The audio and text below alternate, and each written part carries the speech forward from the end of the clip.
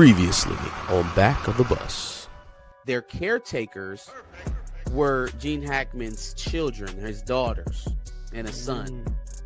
Okay. They were photographed by paparazzi out eating dinner the next day after he passed, smiling, joking. I mean, I don't want to judge people in their grief. It's probably whatever. But the iffy thing about it is that they were the caretakers of them, and they had been left for multiple days, like unattended. Here's what we had going on last week on Dubs and Nails. When LeBron would have walked up on me, hold his towel, talking all that shit, you know what I would have did, Josh? Looked him up and down and told him to bust a move. What you gonna do? Smack the shit out of Stephen A. Smith? Absolutely not. You know why he should have done that? Dog, you're in the middle of a game. You're not going to do it. You're in the middle of the game. You're not going to do it. To expect LeBron James to smack the shit out of Stephen A. Smith on an NBA floor in the middle of a game? Still not doing your homework, I see. Well, I'll catch you up here. Here's last week's takes on Behind the Cape. Our production goal is 2 live action films and 1 animated film per year. We're also targeting 2 live action and 2 animated series for Max per year. I think he's overindulging, man. He's overjudging what they will handle, because again, he's not giving you heavy hands of Batman, heavy hands of Superman. He's giving you Booster Gold. He wants to give you Swamp Thing and Clayface.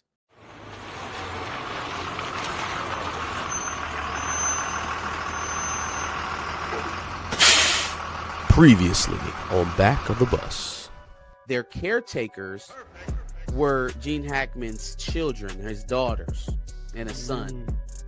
Okay. They were photographed by paparazzi out eating dinner the next day after he passed, smiling, joking. I mean, I don't want to judge people in their grief. It's probably whatever.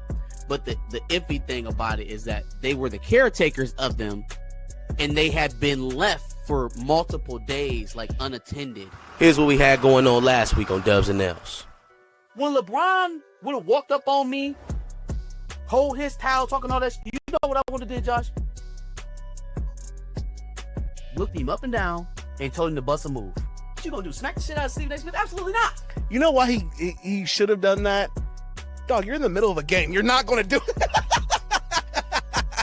You're in the middle of the game. You're not going to do it. To expect LeBron James to smack the shit out of Stephen A. Smith on an NBA floor in the middle of a game? Still not doing your homework, I see. Well, I'll catch you up here. Here's last week's takes on Behind the Cape. Our production goal is 2 live action films and 1 animated film per year. We're also targeting 2 live action and 2 animated series for Max per year. I think he's overindulging, man. He's overjudging what they will handle, because again, he's not giving you heavy hands of Batman, heavy hands of Superman. He's giving you Booster Gold. He wants to give you Swamp Thing and Clayface.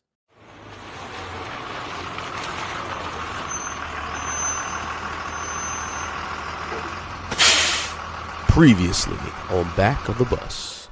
Their caretakers were Gene Hackman's children, his daughters, and a son.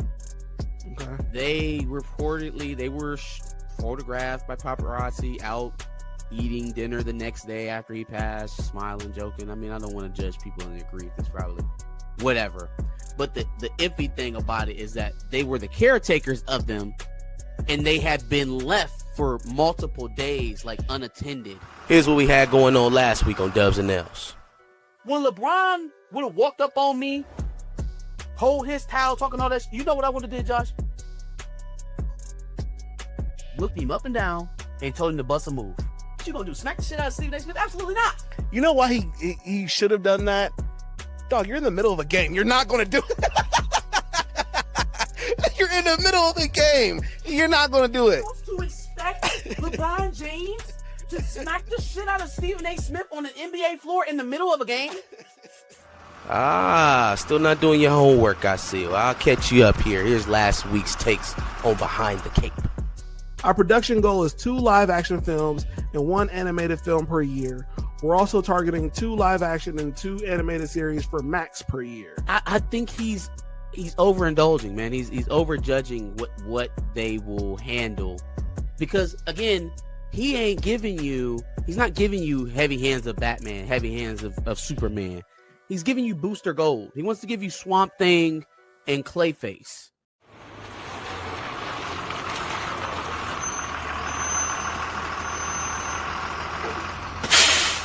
Previously on Back of the Bus. Their caretakers were Gene Hackman's children, his daughters, and a son. Okay. They were photographed by paparazzi out eating dinner the next day after he passed, smiling, joking. I mean, I don't want to judge people in their grief. It's probably whatever. But the iffy thing about it is that they were the caretakers of them, and they had been left for multiple days, like unattended. Here's what we had going on last week on Dubs and Nails. When LeBron would have walked up on me, hold his towel, talking all that, you know what I would have did, Josh? Looked him up and down and told him to bust a move. What you gonna do? Smack the shit out of Stephen A. Smith? Absolutely not. You know why he should have done that? Dog, you're in the middle of a game. You're not going to do it. You're in the middle of the game. You're not going to do it. To expect LeBron James to smack the shit out of Stephen A. Smith on an NBA floor in the middle of a game? Still not doing your homework, I see. Well, I'll catch you up here. Here's last week's takes on Behind the Cape. Our production goal is 2 live action films and 1 animated film per year. We're also targeting 2 live action and 2 animated series for Max per year. I think he's overindulging, man. He's overjudging what they will handle, because again, he's not giving you heavy hands of Batman, heavy hands of Superman.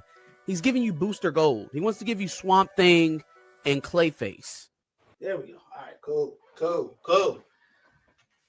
Everything's rolling. Everything's rolling as it should. Marcus's mic is back on as it should be. We chilling. Polo boy, you're gonna have to come fight me. Call me Unc. Who else is in the chat that I saw? Let me pull everything up. I'm not even ready, apparently. I gotta get my shout outs ready. But what's up, everybody? Glad y'all are joining us for yet another Sunday live stream. Let's see who we got. Boom. We got Zach Catanzaretti. I said that right first shot. Zach Catanzaretti. Oh, damn it. No, I can't say it. Zach Catanzaretti. Felix is in the chat. Professor Film Fan, what up? Cameron Taylor, what up? Chillmonger, what up? Black Hat JRV, yo. Yeah, no, it's back on. Marcus is up and running this time. I don't know what happened last time, but we got everything fixed. We are good to go. Zang Beto, what up? Josh, if somebody says he's almost 6 foot tall, how tall is he? I saw this. I saw y'all talking about that on the. You know what's so funny about that? What up, Black Claw, JP? Because if the tall boys would have let me actually finish. Yeah, that was crazy. I didn't see. I know you, so I know you'd be taller than me. Right.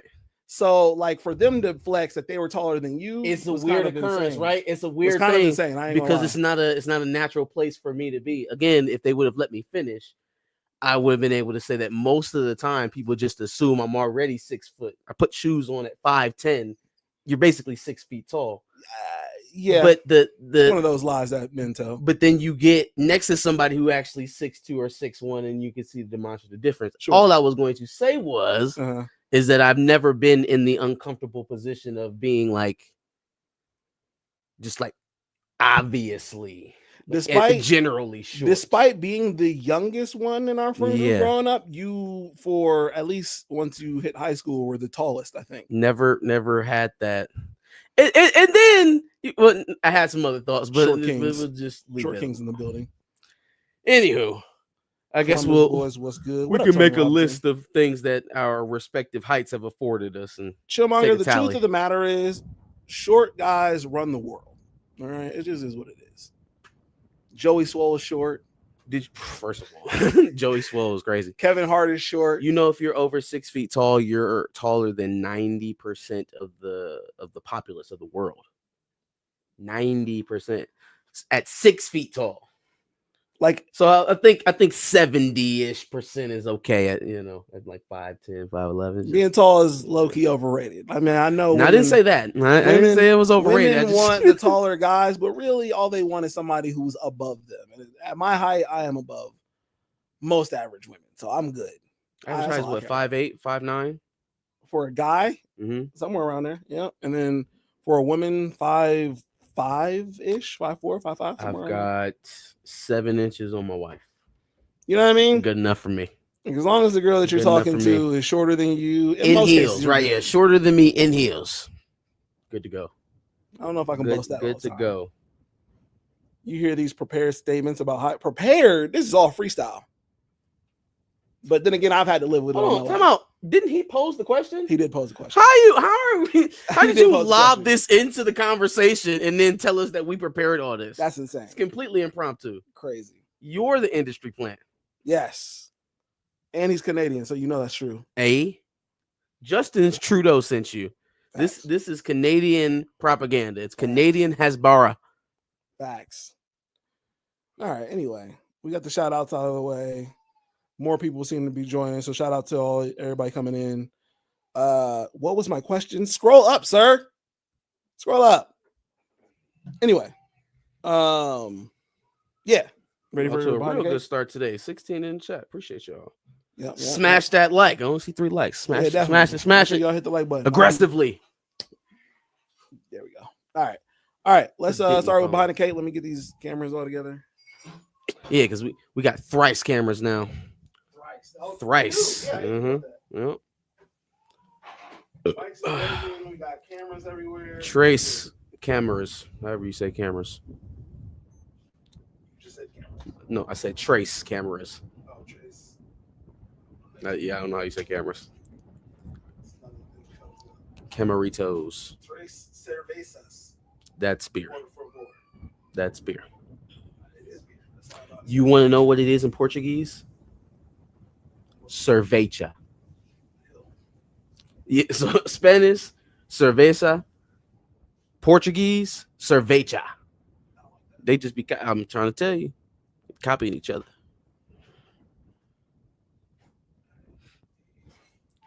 There we go. That's the button. New camera. Gotta figure out where the button is. All right.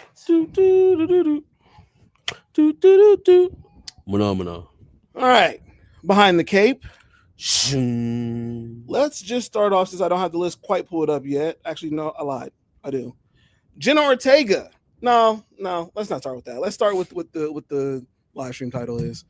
Michael B. Jordan is out here saying that, Creed 4 comes out. I'd like to include Jonathan Majors. Sounds like he's standing beside him, at least somewhat. Man, it's long overdue. I definitely appreciate it. Not just him, Matthew McConaughey and some others. Speaking of, I think Whoopi Goldberg said something about him.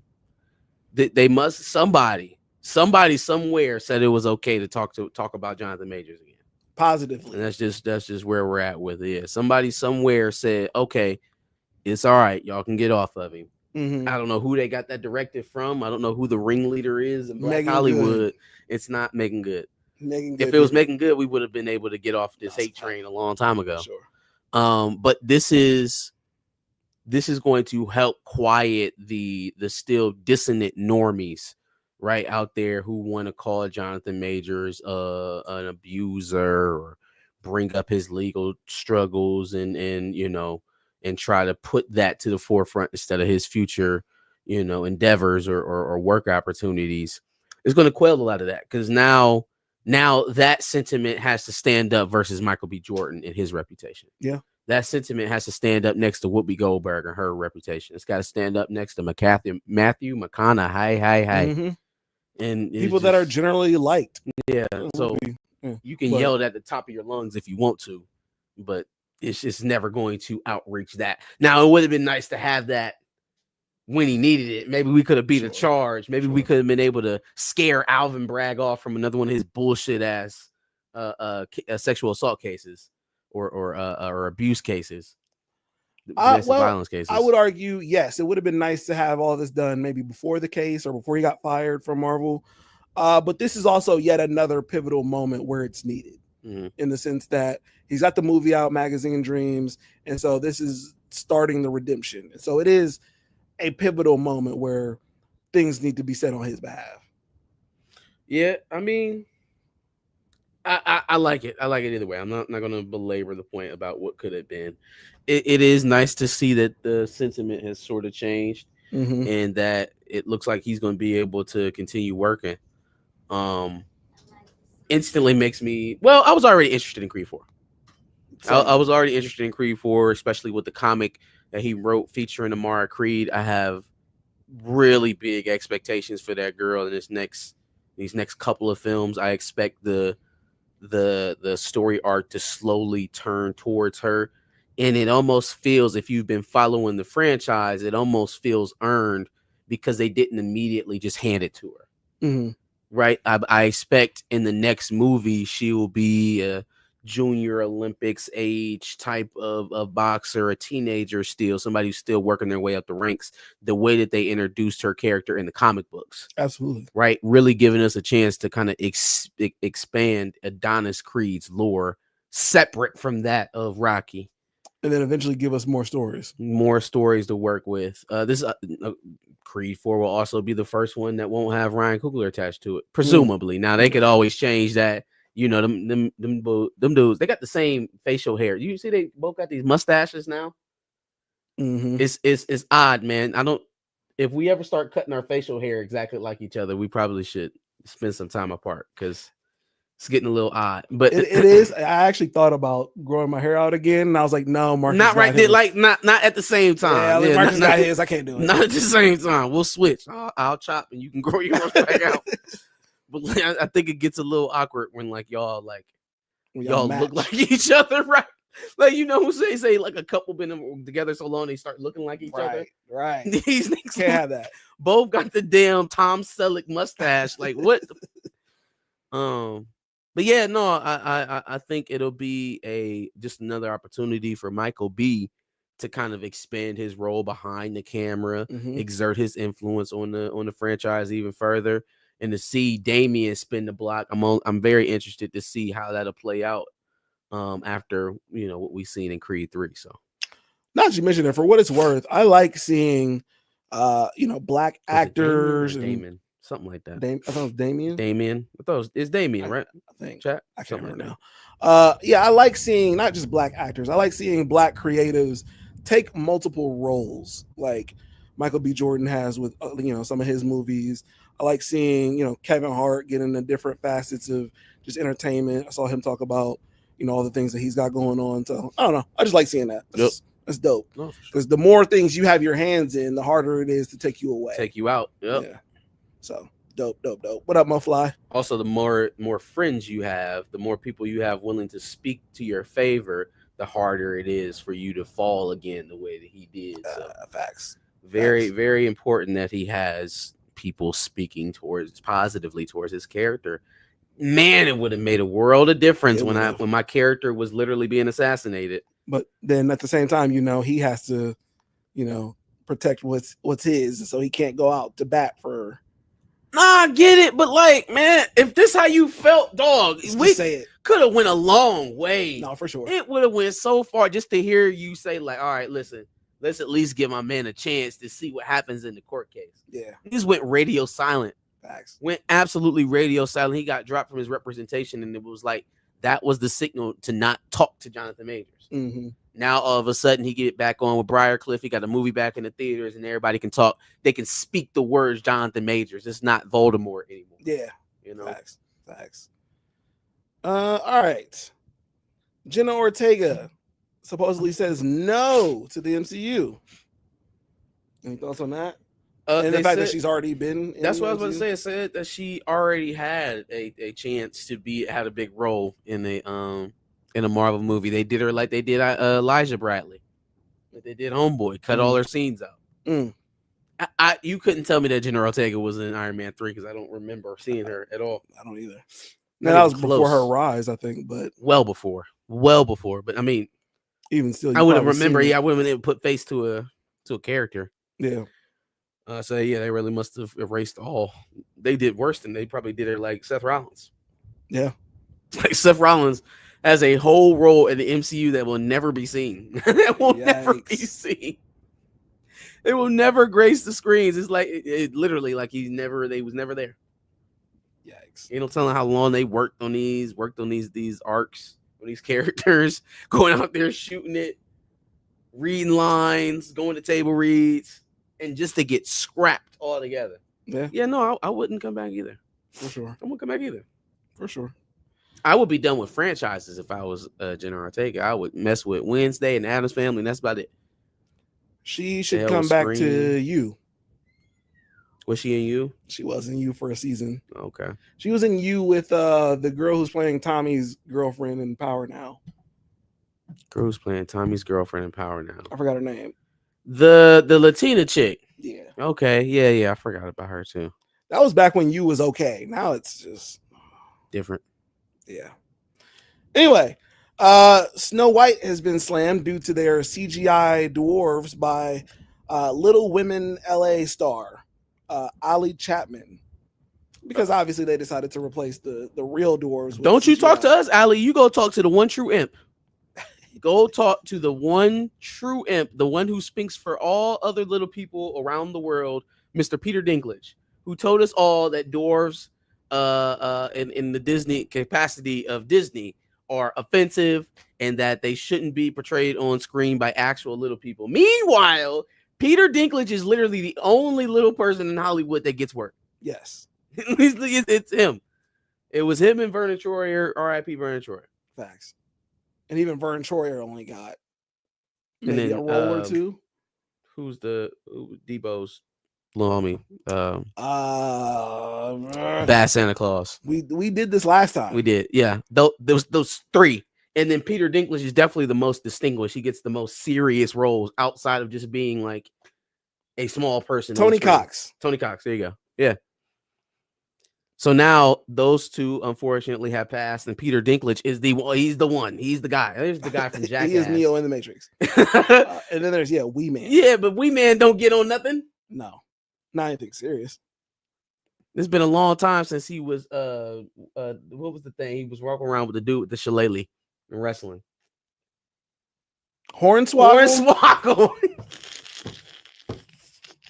That's crazy. No, that's offensive. It's pretty offensive. No, you want to see some offensive shit? That was offensive. But the seven dwarves? Are you fucking kidding me? What else besides the Oompa Loompa has a natural manner to recast small people? And even the Oompa Loompas, they did them dirty. They made a bunch of Hugh Grants. Yeah. Made a bunch of Hugh Grants. Like a bunch of clones. Like there are three. You got the seven dwarves, you got the Oompa Loompas, and then you got, if you're doing anything with Wizard of Oz, the Lollipop Guild. Well, no, that's the no, that's right. Oompa Loompas, Snow White, yeah, and then the Lollipop Guild. Yeah. 3. That's it. Those are your 3 opportunities to have multiple little people on screen at the same time. Peter Dinklage said, offense. It offends me that any other imp would be seen on camera. I am the one true imp. That's crazy. I will channel all of their imp powers into me. And by me, they will be represented. And only through me. They should have jaded his ass. The minute he gave that quote, we should have seen a report of little people attacking Peter Dinklage in like an alley or some shit. Agreed. If y'all put your hands on him, I will not be mad. Allegedly, just playing, joking. Yo, all of that good stuff. Polo Boy, are you claiming Jenna Ortega? Is that what's happening right now? That's your girl. Maybe away from that train wreck. And is that train wreck you? Because it wasn't a train wreck at first. It became a train wreck. William Moloch, what up? Avenger remake. What happened? Yeah, I don't know what that is. Peter is playing the Toxic Avenger remake. Explain, Mofly. Hornswoggle will be a cool Royal Rumble surprise entrant. That's nuts. Oh my God, Hornswoggle. Moving on. Okay. Jamie Foxx, according to Bentley Evans, his executive producer on the show, they are both not seeing syndication checks from Jamie Foxx show. Nuts. Because they have yet to recoup, which I didn't know was a thing for TV shows. Recoup. Hold on, man. Unless they made hold the fuck up. Hold on. Tell you. Recoup. What kind of 360 TV deal is this? Recoup what? You own the studio. You already own the product. We're here working for you already. Mm-hmm. This isn't a thing like you gave me a budget to go make a TV show and then I put the shit on and now I have to pay you back what you put into it. And even still, that shit was like, what, 20, 30 years ago? Yeah. Yep. Like, what kind of interest rate are you putting on this fuck ass loan? Something crazy. 3,000% interest. Yeah. Like, I payday loans for TV there's shows. no way they gave that man full go. Like, you got the keys to the studio, you come in, you set the schedules, you write everybody's salary, you hire all the support staff, you hire all of the costume artists, you hire everything, all on you. Zero shot. Absolutely 0% chance that happened. So in other words, he was an employee. Mm-hmm. How the hell does an employee owe you on what you put into him? He worked for you. Especially at this point. It's crazy. Considering how much the Jamie Foxx show has been in syndication. Nah, it's on a streaming service too, I think. Recouping for a television show is nuts. Insane. That is nuts. Very because nuts, how? You didn't, again, if you would have dropped me off a blank check and told me to make a TV show, something completely different. Mm-hmm. Something completely different. You made me work within the confines of your operation and you charged me for it? Somebody got some. I can't be an employee and an independent agent. Right. I can't be an investor taking your money, or excuse me, I can't be taking an investor's money, but then also be an employee of said investor. Mm. That's a conflict of interest. That don't make no sense. Mm-hmm. Yeah, agreed. Okay. MoFly said, y'all never seen The Toxic Avenger? Mm-hmm. I've never seen The Toxic Avenger. Nope. That's my girl, her and Mickey Madison. I'm not aware of Mickey Madison. We might be too old. She might be like 12. As you know, all Polo right. Boy's interest. Polo Boy is a grown man. Let's not do that. Oh, Mikey Madison. She might be 20. 25. Mm. I don't know who she is though. Not a big difference. Once Upon a Time in Hollywood, Better Things. She was in Scream. Oh yeah. I know who he's talking about. Yeah. Long hair, long dark hair. She got hit in the face with like a beer can, and Once Upon a Time in Hollywood. Yikes! That shit was crazy. Yeah, I haven't seen any of these projects. That's why I don't know who she is. I've seen her face though before. She was playing one of the Manson killer people, and they broke into Leonardo DiCaprio's house, and Brad Pitt was there, and it got nuts. Honestly, the entire movie was a bunch of snooze until like the last 30 minutes of the movie. To be honest with you, yeah. Rest of the movie was kind of trash. I don't know. I've seen her face before. I just don't know where. So very slow. Yeah. All right. Moving on. The animators are figuring out black hair. Oh my god! The video, the first lines of the video was just insane. Look at the coils. Like, look at the coils. I mean, that's great. I'm glad that they're figuring out 40 years later. We can retire the Killmonger hairstyle. But the whole sentiment, the hook being animators are figuring out black hair. That's a rough hook right there. I don't know if I want to watch this. Figuring out black hair. Yeah. Well, about time. I'm happy though. I mean, it's a good thing, especially for animation, video games, stuff like that. But like, why is it taking y'all so long? Why did somebody have to solve that problem for y'all? That's kind of crazy. Well, what were we gonna do? Hire black people as animators? No, of course not. The hell? It's preposterous. We must find a way to do it without them. Yikes. Jack Quaid got his ass beat at a basketball game multiple times, apparently. Brilliant marketing. Brilliant marketing for a movie. Now, I actually have an interesting take on Novocaine because it has got a very high critic score. The reviewers like it. Didn't make a lot of money. I think it made like $40 million this weekend. Mm-hmm. So not a huge, probably good for what they put into it, but not a huge haul, right? Jack Quaid starring movie. Just because your new original films don't bust down the doors like a Marvel film or a big time James Cameron film, like Avatar or something like that, doesn't mean that it doesn't have a place in the film goers time or space. Yeah, it could be a niche film. Like, I hate to see the idea that the only way we can gauge success for original projects is whether or not it makes a whole bunch of money. Yeah, I see that a lot. It's like, oh, well, y'all ask for new concepts and then it comes out and it flops. First of all, I'm not incumbent on supporting everything new. I didn't say that everything new is going to be good. Yeah. We just it prefers some originality, some break from the norm, from the status quo. Yeah. That doesn't mean that you are incumbent as a viewing audience to support everything that's new. Mm-hmm. That's ridiculous. No, I mean, it's still going to be some good stuff, going to be some bad stuff. Doesn't excuse you to just be doing the same formulaic stuff over and over and over again to try to make a buck. Especially when we have streaming services. Yeah.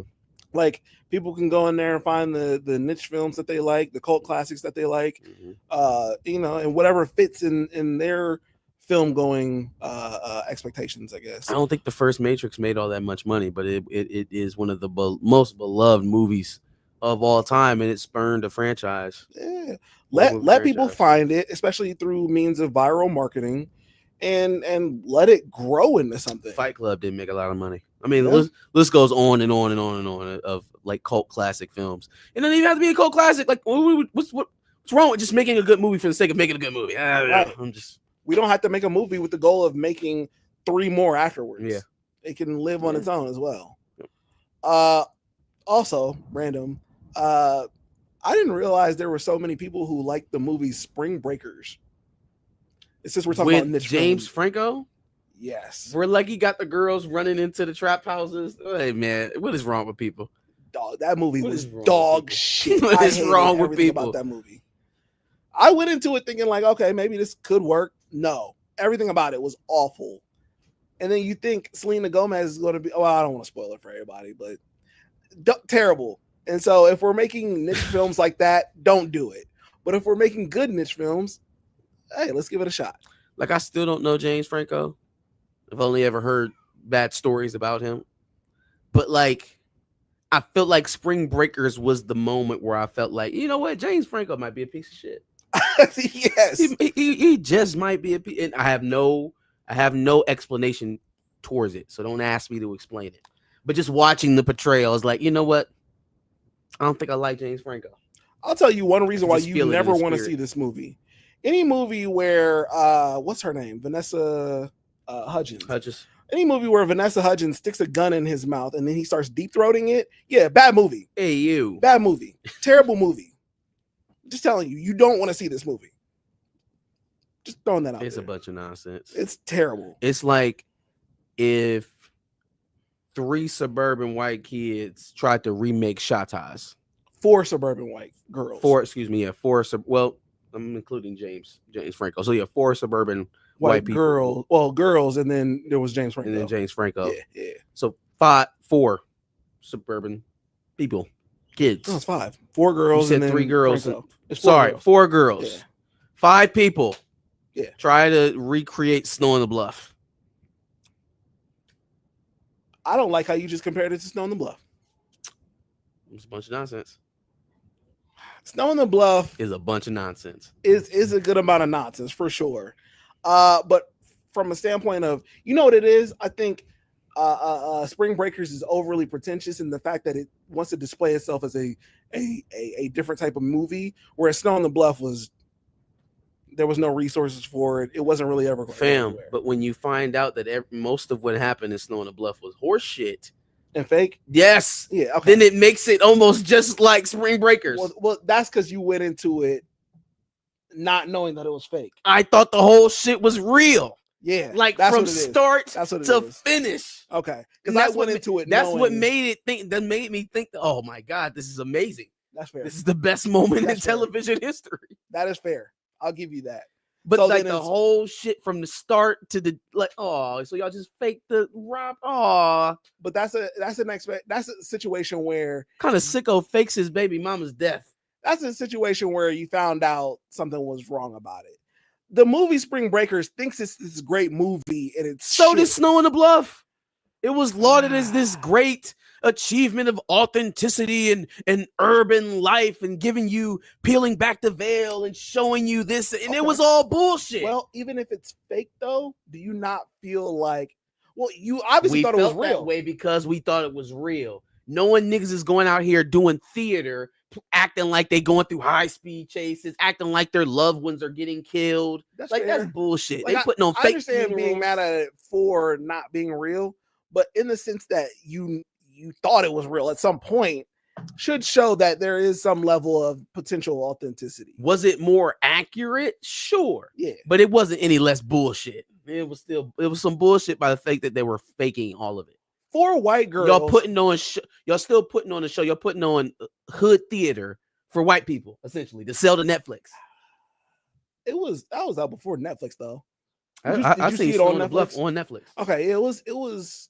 Where? On what else would it be? I don't think it was on streaming. I think it was like a DVD thing for a while. I feel like maybe I'm wrong. I could be wrong on that. I feel like we were too deep into the streaming area for it to have been a straight up boot. It might have been a bootleg movie. It could have been a bootleg movie, and then Netflix picked it up. Yeah, it absolutely could have been a bootleg movie. But I say that to say the white girls robbing a store before they even run into James Franco, just so they can make it to fucking Florida. No, not believable in the least bit. She sound like the Jay-Z accuser. So yeah, I just had to get to Florida, so we said we're just gonna rob a store. You know what I mean? I don't believe it. It's all horse shit. All right, go ahead. Spring Breakers was booty butt cheeks. It was terrible. Of course, Polo Boy's never seen Snow on the Bluff. Yeah. Whoa! It came out in 2011. I was like 5 years old, bro. I'm just playing, Polo. Just a little bit.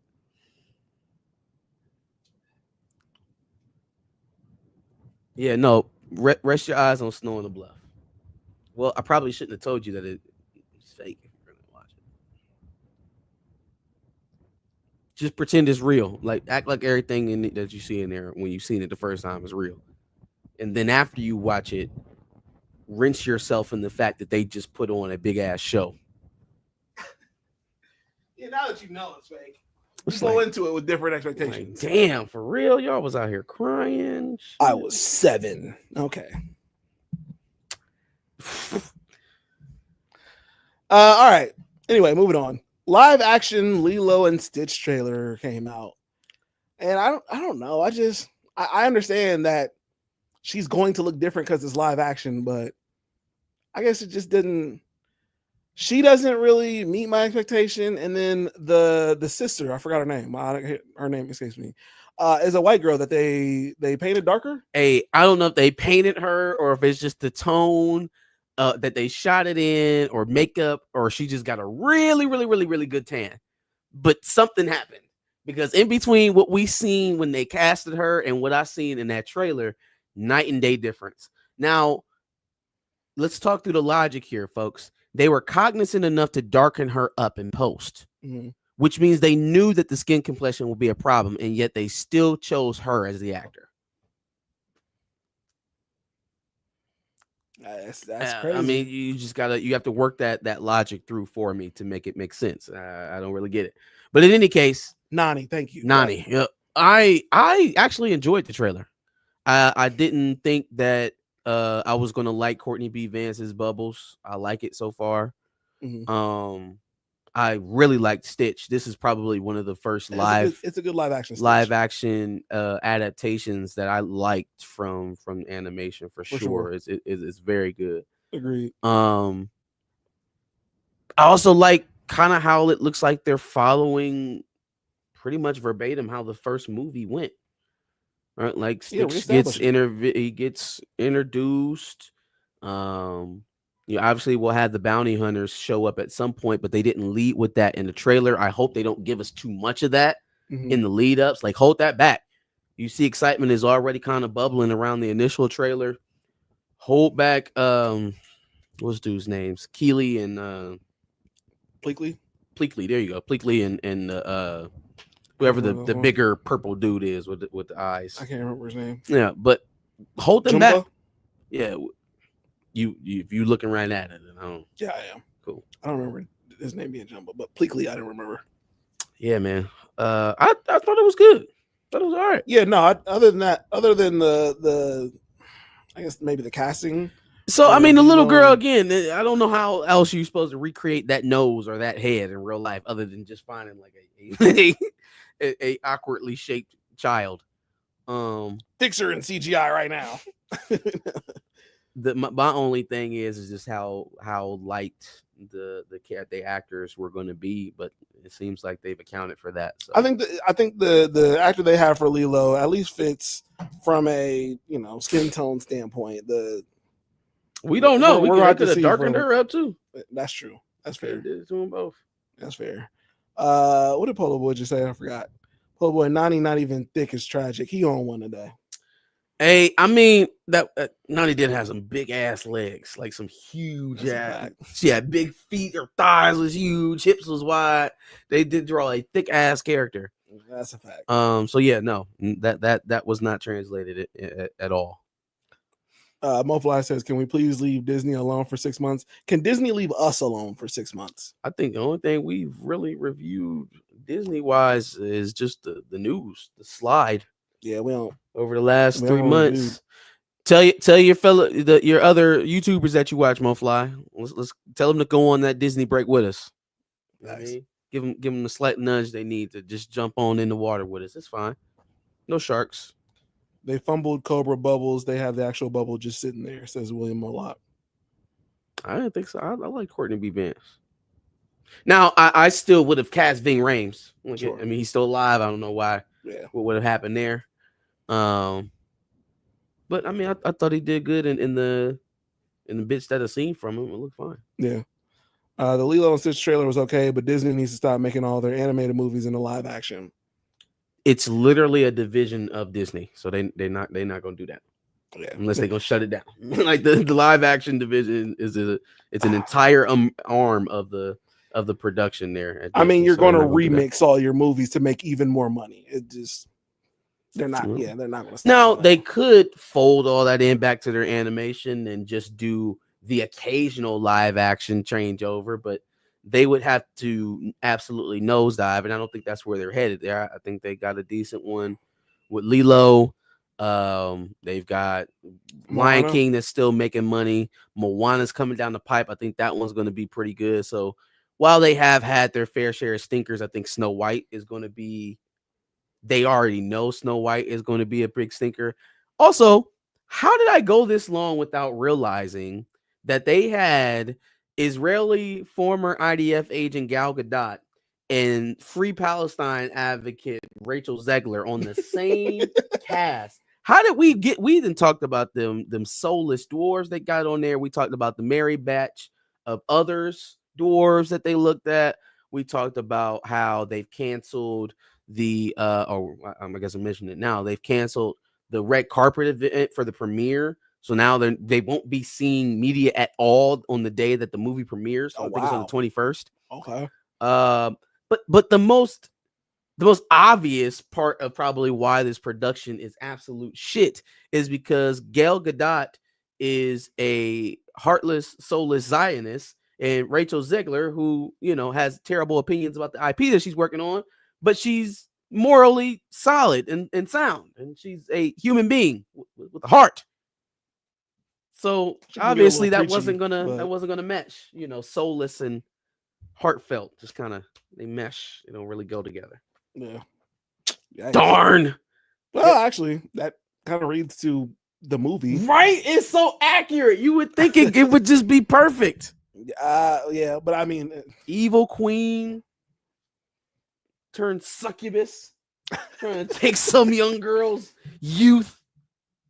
Free Palestine. Even though Gal is the better looking one. We don't got to go there. Nah, I'm just throwing that out there. Professor Phil Fan says Disney is not above criticism. Facts. I know. All right. Nicole Ari Parker got cast in the Lantern series. That fits. If she's playing Aaron Pierre's mom. I had to double check to make sure that she was old enough, man. I didn't think Nicole That's Ari true. Parker was old enough to be Aaron Pierre's She mother, don't but look she it, at is. least. Yeah, she is. She's 50. He's 34, I think. That could work. Yep. It can make it happen. Yep. But yeah, I can see your concern there for sure. Mm-hmm. All right. Black Mirror is premiering on April 10th. Very excited for it. Yo, It'll include Tracy Ellis Ross and Issa Rae. Issa Rae, Christina Miliani. Oh my God, the cast. I'm still gonna have to, temper my expectations, I guess, about the amount of content we're getting here because it's still only 6 episodes. 6 is better than what they've done in the past. They make us wait years to only get 6 goddamn episodes is crazy. Insane. I might just have to go on a Black Mirror marathon to go back and rewatch since I definitely might have to do that. It's been a while. Maybe we'll do a rewatch and do some retrospective reviews. There's some good ones out there. Do some good content. For sure. But yeah. Take it all the way back to the pig sexual assault. Yikes. Okay. People online have been talking about the Joker recently. State Farm went ahead and made a commercial that included Kai Cenat for some reason. I actually saw that right before. Matter of fact, let me check the score. My boys in the championship today. Yikes. Yeah, for some reason included Kai Cenat. Who knows? But where y'all playing that today? But what time y'all game? Anyway, the joke is that Batman is Bateman, Jason Bateman in this case. But the internet has been talking about how the Joker in the State Farm commercial looks better than the DC Joker. Looks better than Jared Leto at the very least. And some of the other Jokers that we've seen in the past. Yeah, I know they wanna forget the Joker. Oh, speaking of the Joker, David Zaslav who is the Joker?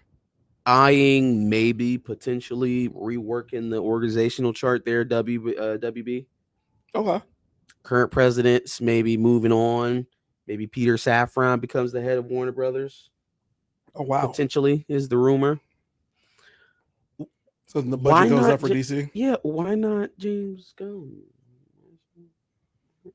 Why not the current president of DC Studios? Oh, interesting, right? That is pretty interesting.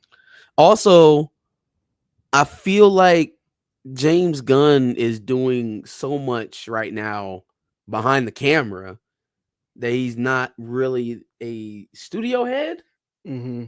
So, like, why would we give him that much even wider berth to just make movies everywhere? No, fam, we didn't hire you to make movies. If you wanted a movie deal, we could have set you up with a movie deal. We're gonna set you up to make as many movies over here if you wanted to. Mm-hmm. But we made you the president of a studio. Where are your roots branching out to? Mm-hmm. Like, where's your money tree spreading to? We're not even talking like if he feels so empowered to, change somebody's life and make them rich and bring somebody up, that's on him. We're saying, how are you building out your organization? Because the majority of everything you're promising to people is being made by you. Mm-hmm. Most of the creative decisions that are being pushed to the forefront are being made by you. Mm-hmm. You have final say, you have final cut, and you're the only creator that's contributing. Right. Again, I think that's assisting with some of the delay and indecision around the Batman. I think that's why some of the announcements that we've been getting are a little underwhelming because they're just coming from one person's perspective. Mm-hmm. This is literally James Gunn's DC wish list is what we're getting. Clayface and Swamp Thing, which doesn't Booster Gold and Creature Commandos, which doesn't meet audience demand. Fam, what are we doing? What are we doing? Now we're going to get Teen Titans in development before we ever talk about a Justice League. I'm sorry, who's going to be our Batman? And you're in pre-development trying to find a Robin to connect to who? See where I'm going with this? Like, yes, it's just like, oh well, I like these things, so I'll make them so that everybody else likes them too. Oh, that's one way to do it, I guess. Home crypto, grab the switches. Ren fades back to back. Crypto, take me home. Oh yikes! Swing the block, Crypto. Ew. William Murlock says M'Baku gonna be Batman. Yeah. Okay. Yeah. Yikes. Okay. I get the feeling that M'Baku is the peak for Winston Duke. I get that feeling. I just don't, I could be wrong, No, it's but I feel so far like it's clearly what it's been. M'Baku is probably peak for Winston Duke in terms of like superhero stuff. Now, he gets outside of that box and finds a leading role somewhere. I'm sure he'll do well.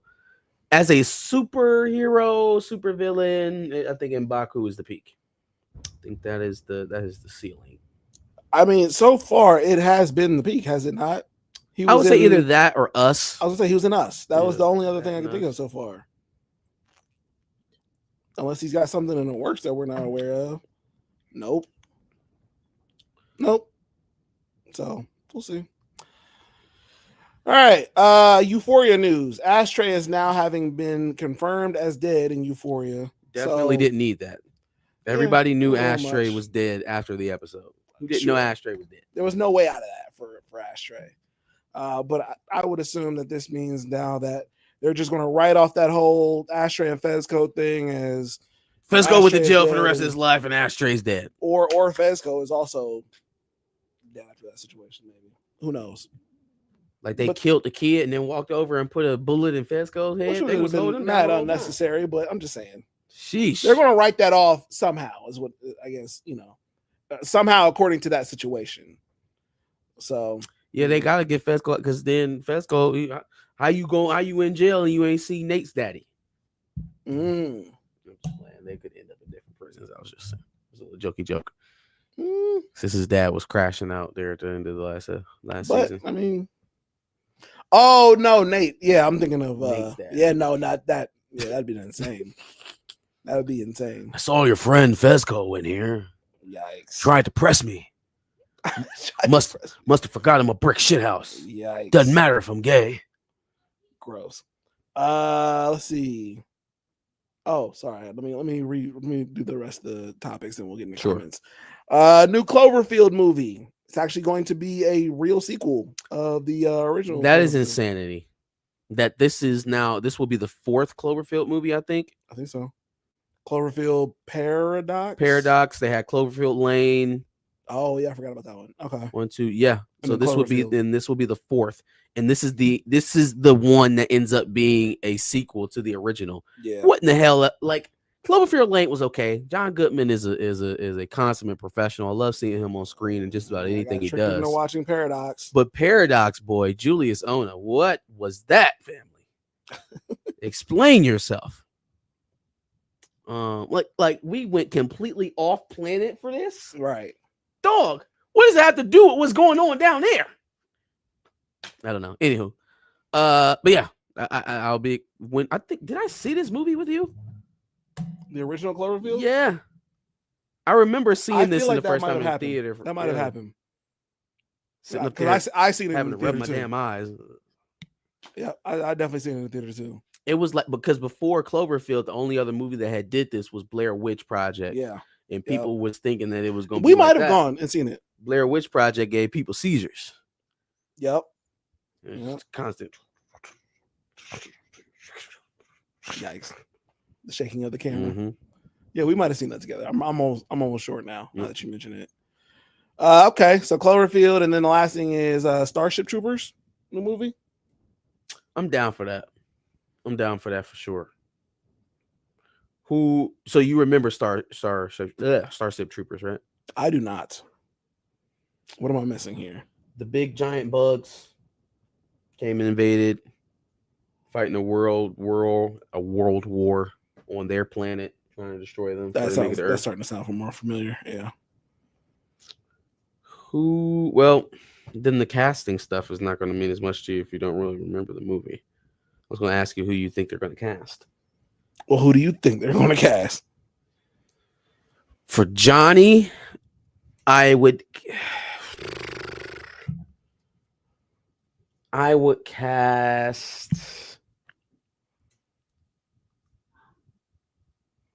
I would say Ryan Gosling, but he's a little older, man. I want to get somebody younger. Give me Jensen Ackles. no, same problem. Damn it. Who's a young blonde guy that I don't hate?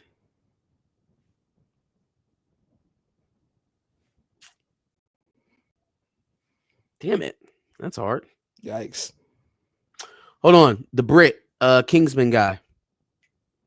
Oh, Edgerton. Taron Egerton. Yeah, I could do that. Okay. I can do that. I could do some Tom Hardy. Maybe. I didn't know Maybe. Jensen Ackles was older than Ryan Gosling. I knew he was around the same age. Yeah, no, they old. Yeah, like Edgerton. I like Taylor Edgerton. Let's do that. Let's do that. All right. And then you got Izzy. Then you got the Denise Richards character. The chicks, the redhead and then the brunette. It's a pilot. We can have Jenna Ortega, Polo's girl. I was literally just about to as say Denise Jenna Richards' Ortega. character. I was just Yup. about to say that. And then Izzy can be played by. Give me a redhead. Redhead guy or girl? And it's got to be. You said who? Guy or girl? Who? Redhead. You said a redhead. Yeah, Are we talking about a guy or a girl? girl. A redhead girl. Actually, we need both. We need a dude too. I forgot one of his best friends, a soldier. A redhead girl. Give me the Emma girl. Stone. No, too old. If we're doing Taylor Edgerton, it's got to be a love interest. Ugh. That's in the same age group as Edgerton Edgerton? and Ortega. Ugh. Ooh. Yeah. Nope. I got nothing. Let's see what chat got. I think it would have to be Sink, right? It would have to be Sadie Sink. Sadie Sink. That's what they're saying. Sadie Sink. It had to be Sadie Sink. I was trying to pick somebody other than Sadie Sink, but she's like right there. It would work. It would work. Sophia Lillis. What was that? Is that another redhead? Sophia Lillis. Yep, redhead. She looks pretty young. Her or Sadie Sink? Yeah, Choose Sadie right Sink. now. No, you choose now. I guess I would have to say Sadie Sink. She looks like she could play somebody that's around that age, and yeah, I think you can make that work. I think the bugs in 2025 should look a lot better than what they looked like back then. When did that movie come out? It was like late 90s, early 2000s. Starship Troopers. Well, first of all, there are a million Starship Troopers. It's like 5 or 6 of them, I think. But like the original. When did that movie come out? I just had it up not too long ago. Starship Troopers film, 97. 97. Oh, we gotta find somebody. The doctor, Neil Patrick Harris character, the one who figured out how they think, how to kill him. Neil Patrick Harris. No. You could do it. Puny, smart looking. I'm telling you, Neil Patrick Harris. No, who's that dude? Who's that dude that played the Crow? Skarsgård plays it. Oh, Is it Bill Scars? Joe Burrow. No. He looks like Joe Burrow. Bill Skarsgård. Skarsgård. There you go. I didn't know Mr. Krabs was in the movie too. Yeah, he is. Clancy Brown. Yeah. Yep. Doesn't he lose an arm or some shit? You're asking me plot? I don't know. I'm just looking at the cast. There was a lot of people in that movie. But there you go. It sounds like you got yourself a little bit of a cast. You're welcome. Starship Trooper casting producer, Yikes. casting director, whatever they call you. Oh, Sophia was the girl in It. Oh yeah. Okay, yeah. The younger version of who plays the older version? Is it Bryce Dallas Howard? No, it's that other redhead chick that looks like her. It's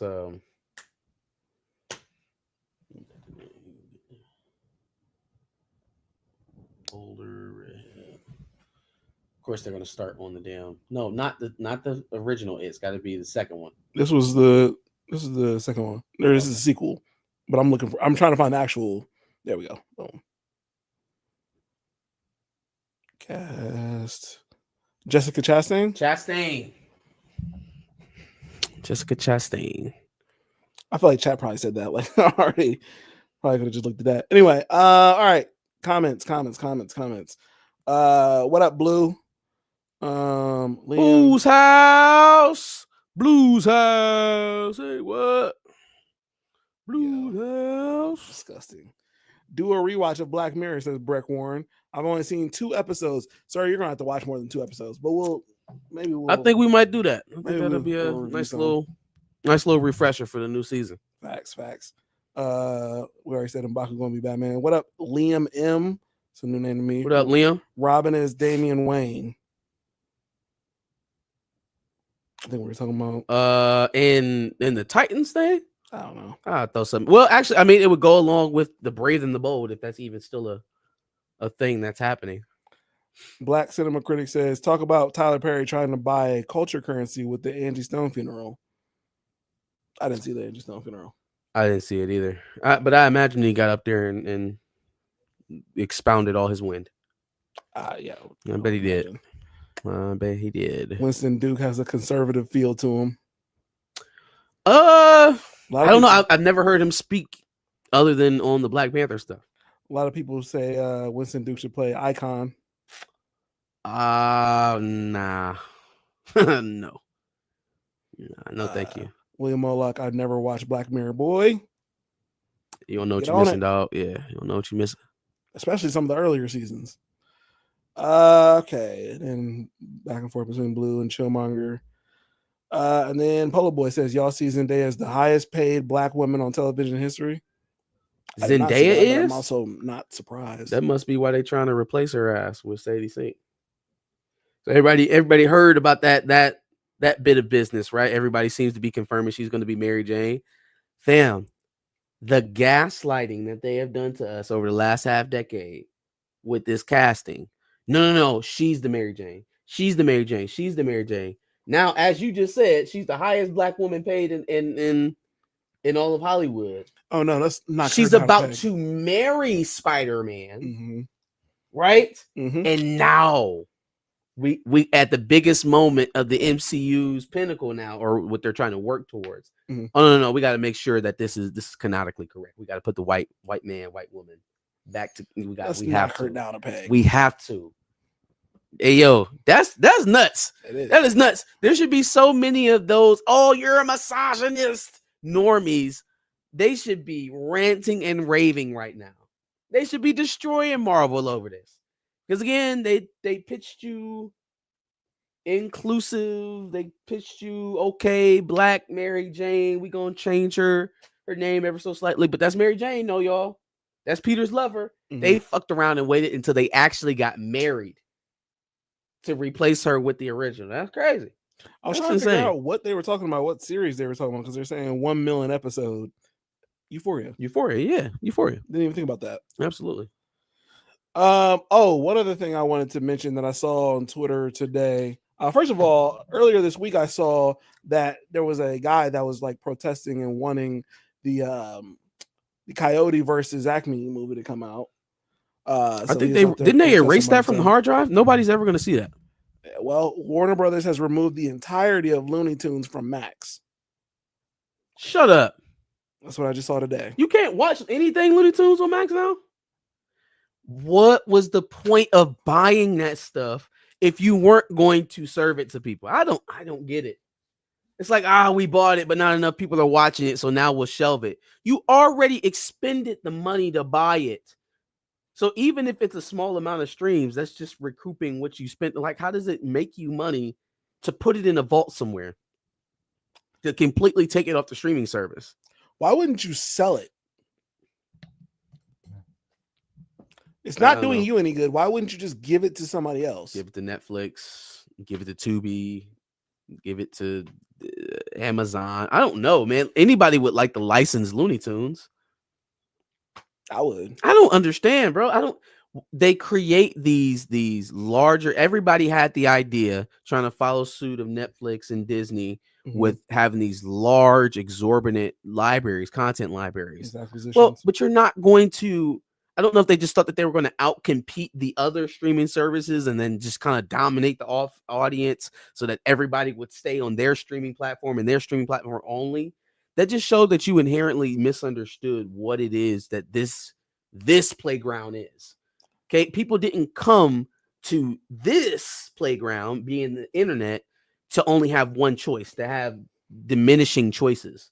Okay, they weren't hustling to the internet to hustle backwards to get less than what cable was providing them. No, they were never going to cut the cord and only get one of you. That was never going to be a thing.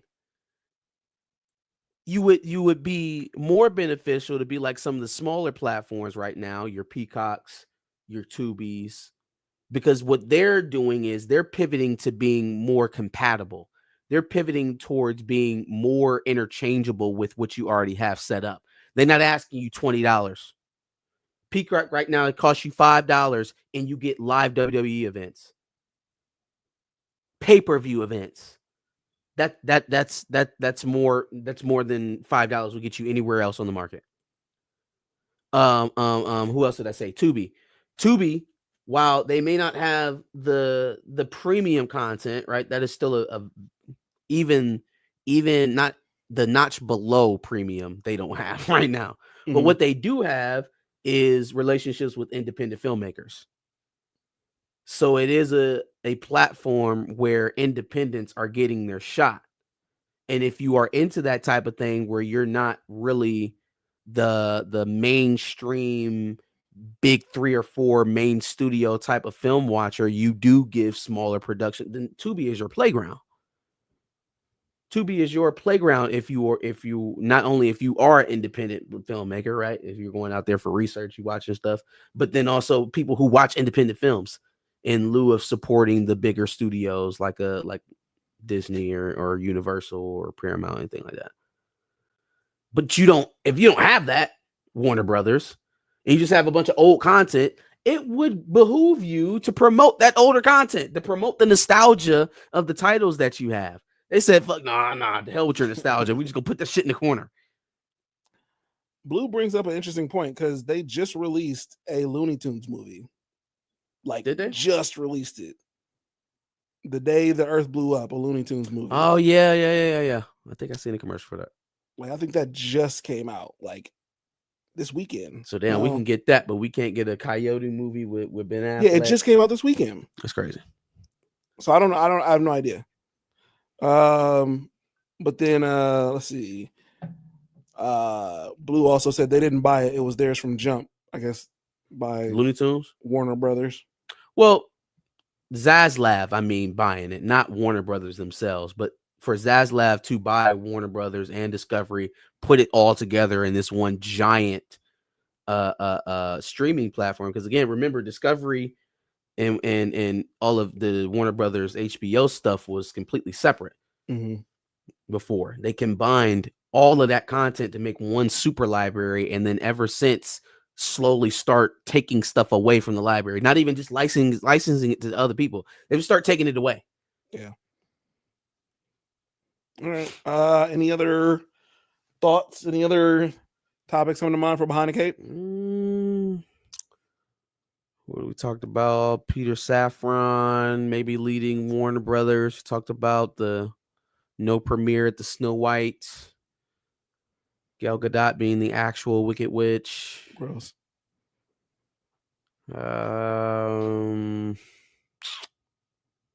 Did you see Anthony Mackie's fatherhood takes? I saw something about it. Yeah. My boys are boys. My boys they gonna be respectful. They gonna say yes, ma'am, no, ma'am. But if a motherfucker come through that window, my boy's gonna attack. Okay. I mean, he did kind of sound like he was raising pit bulls at first. Yeah, like I mean, are they your security system? Basically.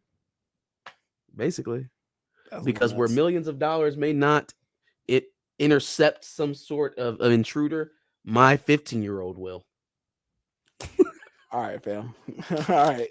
No, He was making some points. He just, sometimes he has some weird analogies. For sure. All right. Anything else?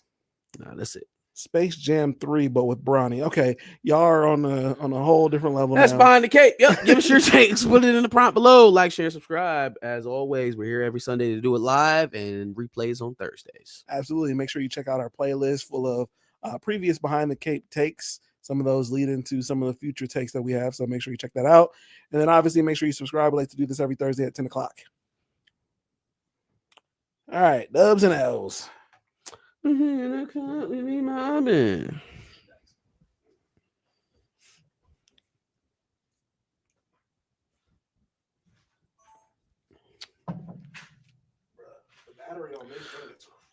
getting all of my cash? Where is my money at? Did y'all hear the R. Kelly version of Residuals on the internet this week? The answer is no.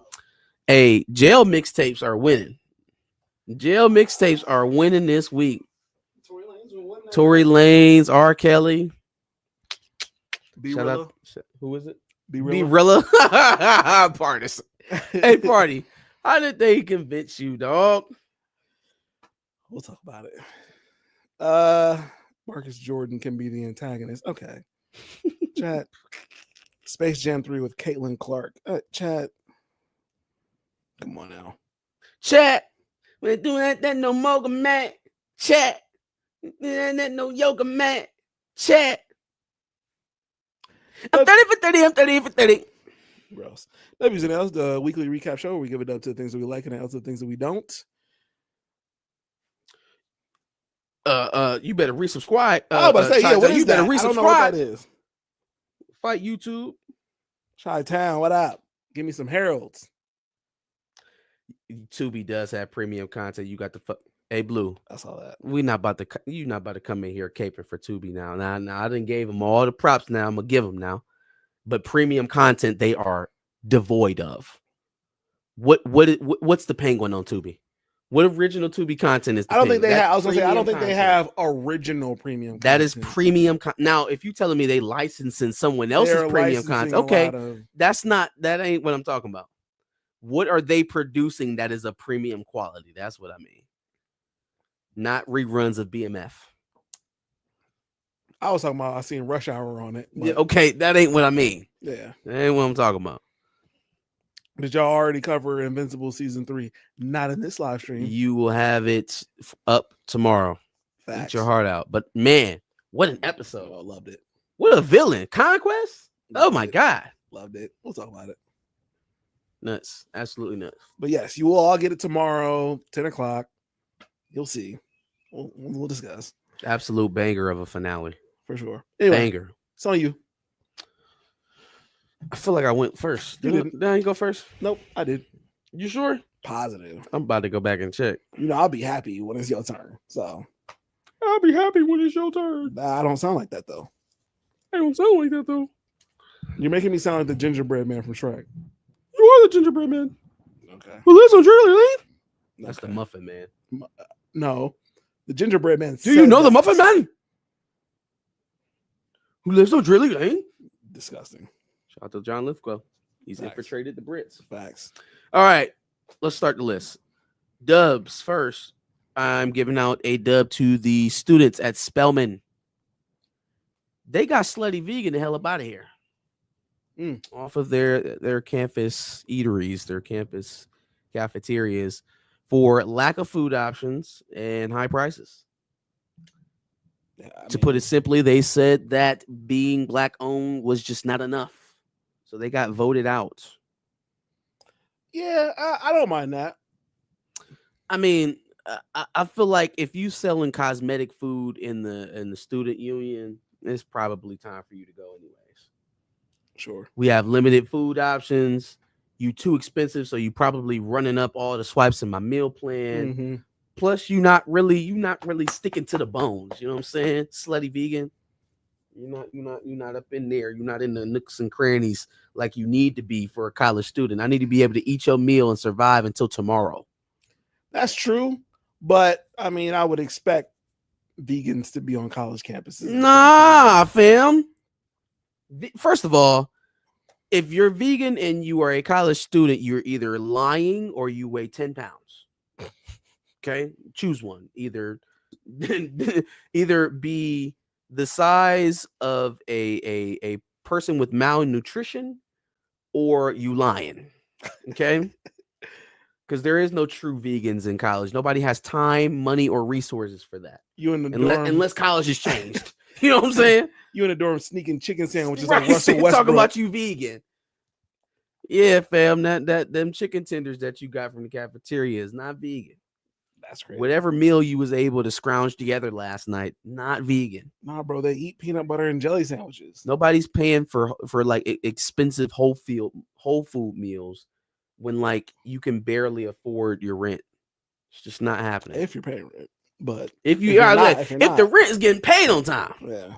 But what I'm not doing is paying $9 for a vegan burger plus the fries and a drink. Nah, get a little less for a black bean burger. Get on out of here. Actually, I didn't know if to give a dub to the Spelman students or an L to Slutty Vegan, but I guess I landed on a dub for Spelman. I'm giving a dub to D Wade. You know why I'm giving a dub to D Wade?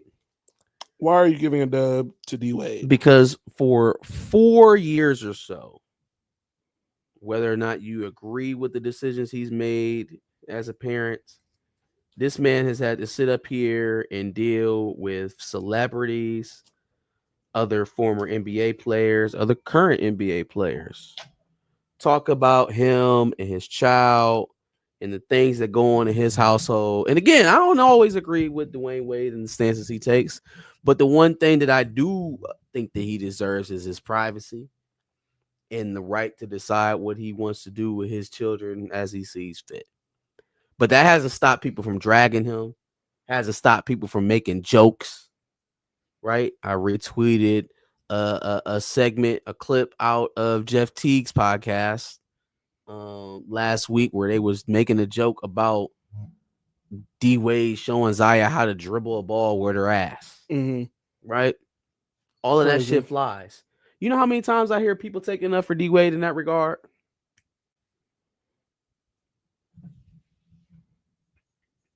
Zero, zilch, nada, never, not a single one of you. Nobody's going, oh, that's overboard.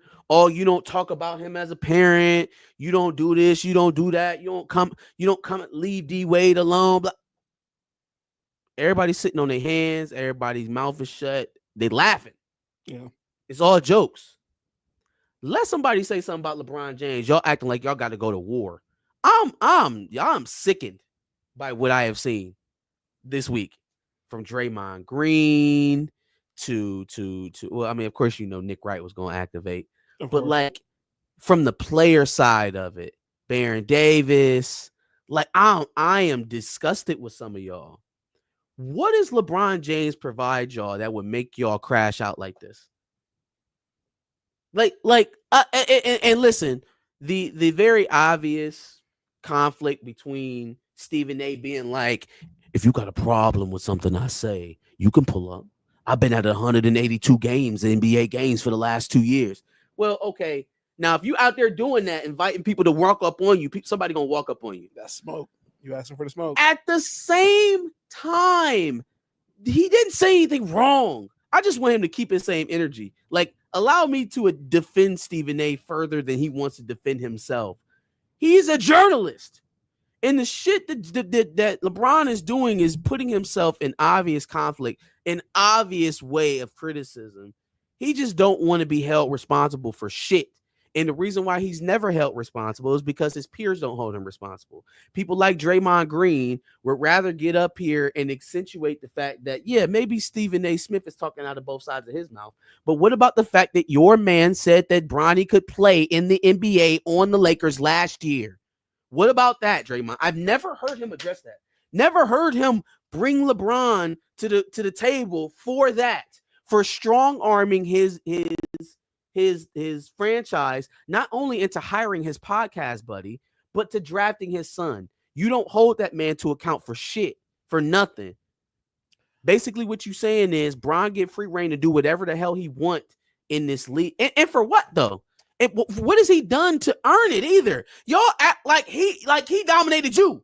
Like he beat you 3 times in the finals. Can I posit this?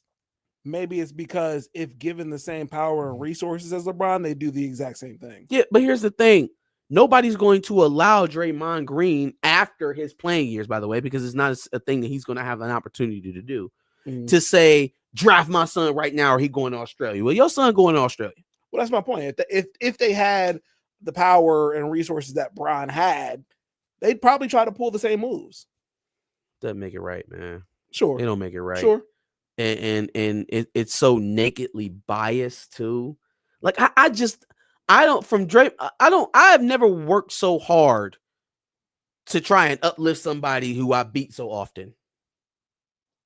Like you would think that Draymond Green is DeMar DeRozan.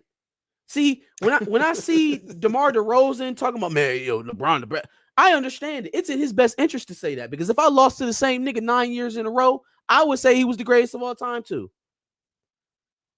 If I was Jeff Teague and the Hawks and I had some of the best years of franchise history only to get swept by LeBron, I would say he was the greatest ever too. Some of y'all, it makes, if I'm Paul George, yeah, hell yeah, LeBron is the greatest. He beat the Pacers while I was on there 3 times to go to the final. Yeah, hell yeah, he the best. No, you can't say that if you're DeMar DeRozan, because the second you got out of there and Kawhi got inserted, then no, because from his perspective, LeBron was the wall he could never climb. But if I'm Draymond Green, every time we solo LeBron, we got a chip. So I don't understand. Mm-hmm. I don't get it. I don't understand this bend over deference, because when Boozy, y'all let a rapper talk about D Wade like he ain't shit. Yeah. Go to Atlanta at the games, dap him up. What up, badass? He's good. He's talking about an NBA legend and his kids. Talking about him as a father directly is fair game. It's cool. But Stephen A. Smith, somebody who's worked in the NBA and has covered it for longer than some of y'all have been in the league, he can't criticize LeBron. Boozy Badass is good to take shots at D Wade whenever he wants to. He's good in Atlanta. He can sit courtside. Y'all don't say nothing to him. Stephen A. Smith say something about Bronny and it's open season. Hey man, I don't understand it. That's because Boosie will take shots at D Wade and then also take shots at D Wade. Don't get it. Oh, you saying he takes shots at D Wade? But so then why is that more allowed? Why hasn't the NBA community come together to protect D Wade? I'm confused. Because nobody wants to jump in front of that bullet. What the hell is LeBron doing for y'all, the rest of the players in the NBA, that make y'all defend him so like aggressively? Shit is embarrassing. It's nasty. And it's not even like he dominated all of y'all. Some of y'all, yes, he did. I mean, 8 straight finals is something. So if you played in the East in between 2010 and 2020, then okay, I got it. You got it. But anybody outside of that, you can talk your shit, bro. You don't have to bow down and lay over. You can be Isaiah Stewart if you want to. Yikes. It's because Stephen A. Smith don't got that fire. I'm trying to tell you. Stephen A. Smith ain't taking shots at nobody, if you catch my drift. Jason Washington, no, we respect D Wade. We respect D Wade as viewers. But I respect him as a basketball player. Celebrities, other basketball players. Y'all letting Kwame Brown open his mouth about D Wade? Yeah, Kwame Brown's crazy. Y'all nuts. But then got everything to say about Stephen A. You mocking Stephen A. on your podcast. You don't have no smoke for Kwame Brown? Come on, man. Come on. Thanks. Or is it just the subject matter? Is it just the subject matter? So now we talking about backdooring your son into the NBA. Yeah, I'll shut up about that. But I ain't gonna shut up about the trans stuff that got y'all in the tizzy. Like, come on, man. Then say that. But at least be brave enough to come out and say that shit. But don't pump fake me about, oh, you can't criticize a father. Then I better not ever hear one of y'all say nothing about T. Morant ever again. Ever. I mean, ever again. The man can get on the court and smack a referee, and I better not hear y'all open up your mouth.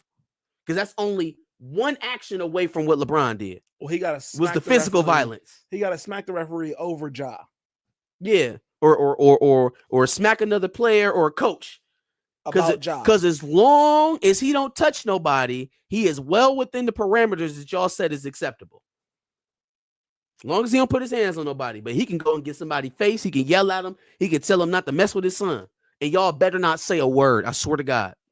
If he gets suspended, y'all better pay his fine and get him back in the league. He won't smack Shannon, though. It's hilarious. Who? T. That little tussle they got into. No, Actually, Shannon was yelling smacking. at other He's not basketball smacking players up. before, but yeah, no, he's not. He's not smacking up. He's not smacking up. Should we have a discussion about Shannon? Some of the content he's been putting out lately. You know what? I'm gonna leave that to you and your dubs and L's because that feels like that's a way that you want to go. I didn't have it, but I will add it for sure. Yeah, go ahead, pick it up. Last dub I got is going out to Stephen Curry, who is going to be, while he's still an active player in the NBA, the general manager for the Davidson men's basketball team. Which is crazy. Nuts, right? I don't think it would be a conflict of interest, though. No, I don't think so. Shouldn't be. He's going to be recruiting downward of where he's currently playing, so he should never really run into any conflict. I wasn't even thinking of it from a conflict of interest. I was thinking of it from a work standpoint. Well, I don't know how effective he's going to be still playing in the NBA season. It's probably going to be a big off-season thing for him. Yeah.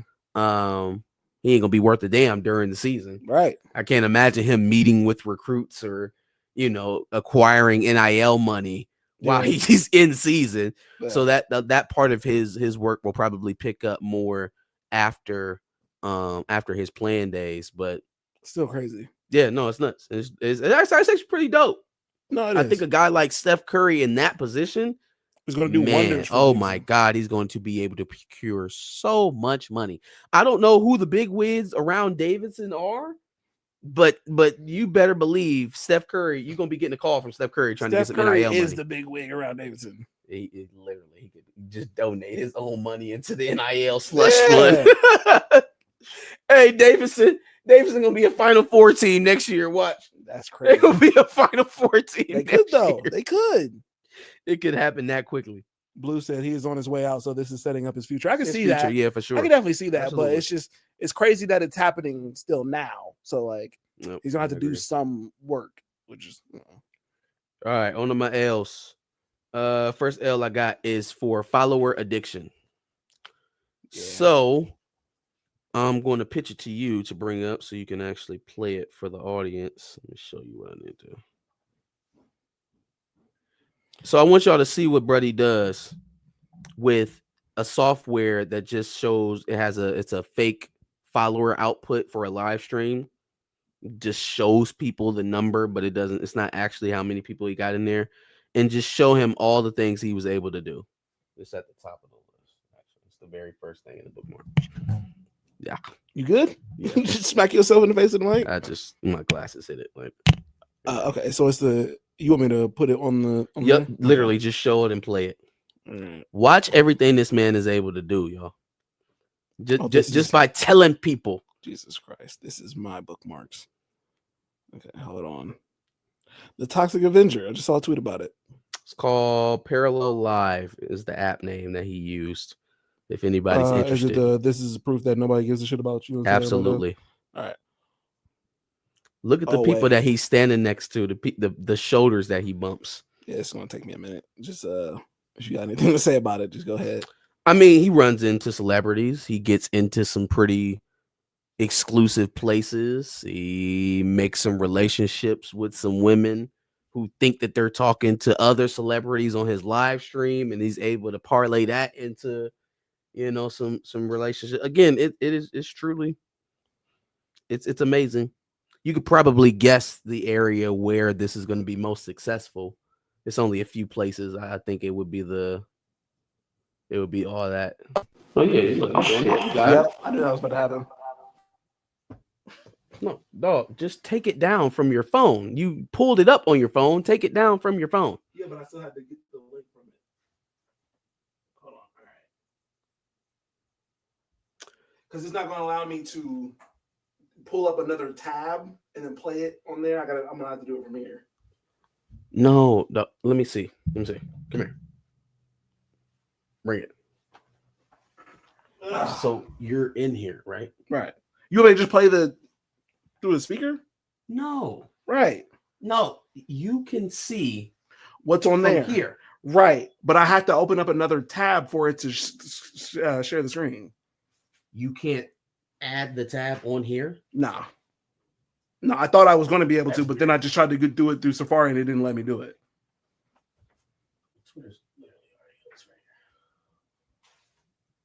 You already got it on there? Yeah. No.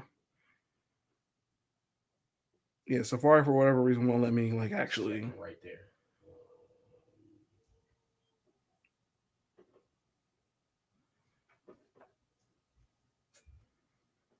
Let's share screen.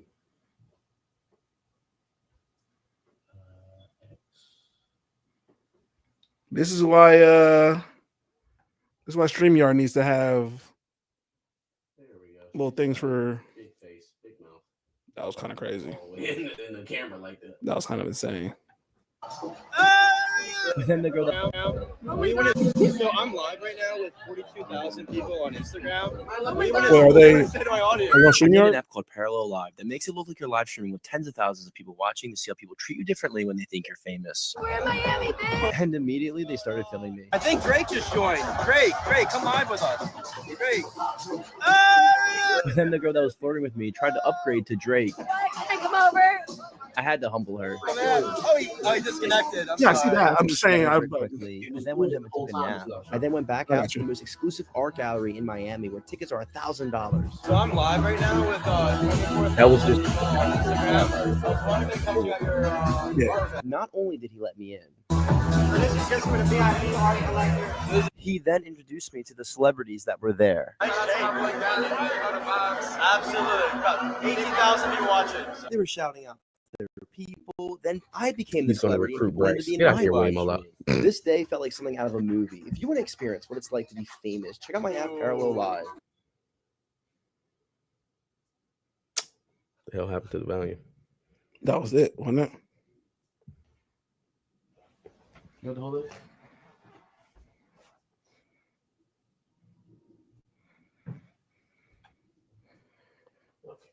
It's so hard to do this from the couch without. So I'm telling you, StreamYard needs to get hotkeys so we can just control everything from where we are. All right. The amazing power of followers. My boy got into the exclusive art gallery with A Boogie with the hoodie. He had found a little shorty to slide on, showed her a random clip of Drake smiling, and somehow that got him in. That's crazy. Where else did he go? Got into the party. Oh yeah, I'm streaming to 40,000 followers right now. You don't That know me. shouldn't work. All right. That should never work. But So yes, next time I'm in Miami, I'm definitely using that. Definitely Miami using would Parallel. be a place that would work though. Miami, New York, Las Vegas, LA, Houston. Get you anywhere you need to go, probably. If it worked in Miami, it would work at all of those places as well. Now that we're talking about this, I got another L. I'm gonna have to give. I'm gonna remove some though. We're good. So that's an L for follower addiction. I'm giving an L to CNN, who apparently not only edited the Cassie Diddy video, apparently, allegedly. Mhm. Diddy's defense team says that they sped up the video to make it misleading. Which doesn't make Fam. any sense. How do you speed up a kick to the back of the head? Like how does the speed in which we're viewing it change the context of what we're seeing? It doesn't. Is the But answer. that's what they're arguing. They're trying to get it thrown out. But the real kicker is that CNN allegedly deleted the raw footage. Why? For what reason? What What was the reason? Why would you do that? Like what? Let's say it was nefarious. Let's say that they were trying to defend Diddy. So you deleted the original version and kept this version? How did you help him? At all? You put it out. So Did you do it like under your own direction? Why would you do that? And then if he told you to, Did he know you kept the other version too? Like, just so much about this that I don't understand, that I None don't of feel that like makes sense. really That's lines up. crazy. Not a single bit of it makes sense. Why would you get rid of the original video, just in general? Well, if you're trying to catch and kill, but then if you're trying to catch and kill the story, why would you keep this version? No version of this video makes him look good. And then catch and kill only works if somebody's paying you to do so, a la Donald Trump, right? Mm-hmm.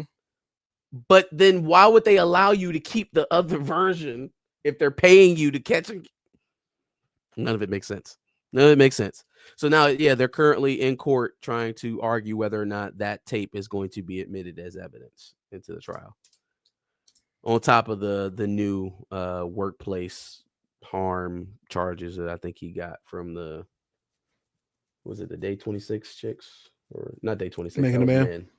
Making the band, yeah, making the band. Or the band. So yeah, more comings and goings in the Diddy case. Disgusting. Last L I got is going out to Tesla stock. Josh, do you know that since what is the man's name? Elon Musk became part of the administration or part of Doge or whatever his official title is. Mm-hmm. That was in January? Yeah. The loss, right? So just the percentage of market share that Tesla has lost has eclipsed the total worth of Toyota. So funny. Toyota's total net worth Mm-hmm. has been lost by Tesla since January. But not just Toyota. Ford. What were the other ones? Mitsubishi, Subaru. It's like the next 8 or 9 largest American car manufacturers. Yeah. Not It's combined, just no, separately. combined. No, all of them combined. Jesus. I can show you. The guy was telling yikes. me, and it blew my damn mind. What is his name? I have to shout him out for doing this research. That's insanity. That's crazy.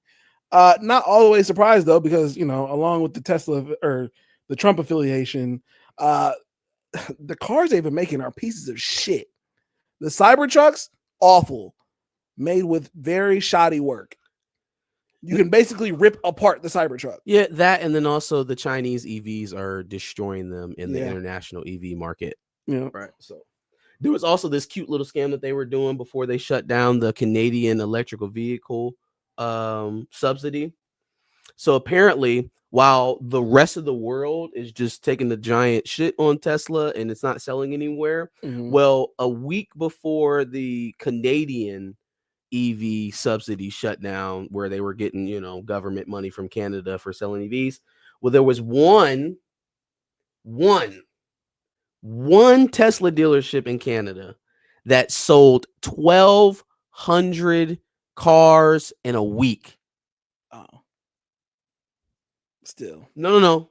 The math roughly broke down to them selling like 300 cars an hour.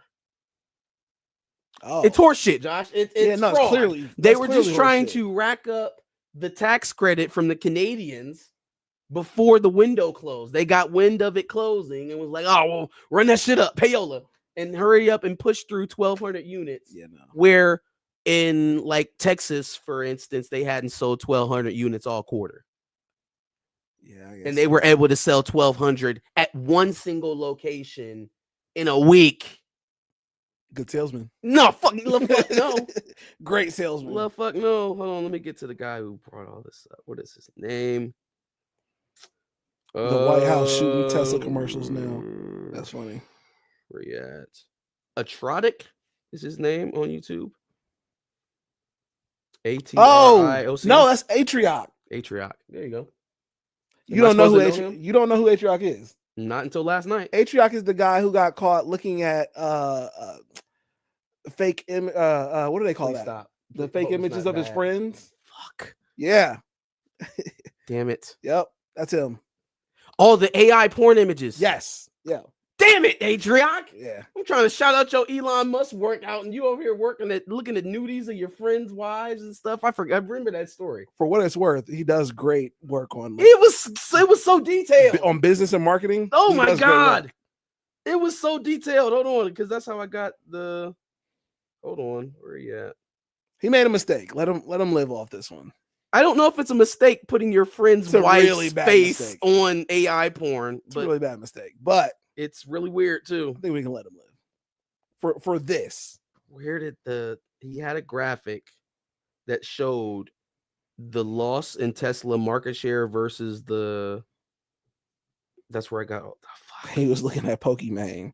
He was looking at a few. I mean, that was a wild situation. I'll be honest, but He made a mistake. Hey, y'all, don't let me revisit it to see how many decisions he actually made to get there.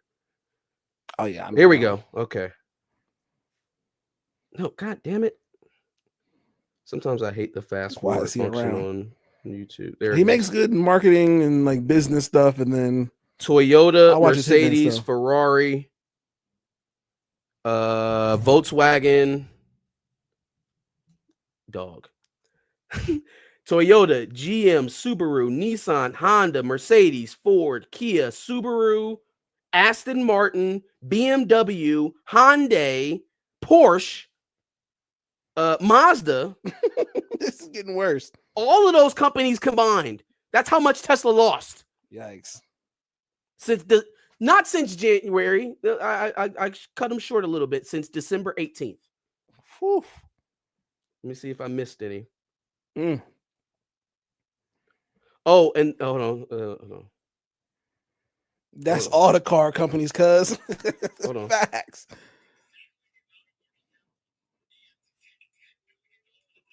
So on top of all those companies that I just named, you also have to put $10 billion on top of it and just burn it. And then that equals how much market share Tesla has lost It since sucks. December. Tesla sucks. Elon sucks. And it literally, it's just come from, well, it's a couple things, right? It's the whole Trump Association. Trump Association. I'm not going to endorse a president, and then I'll change my mind. I'll give $350 million to Trump.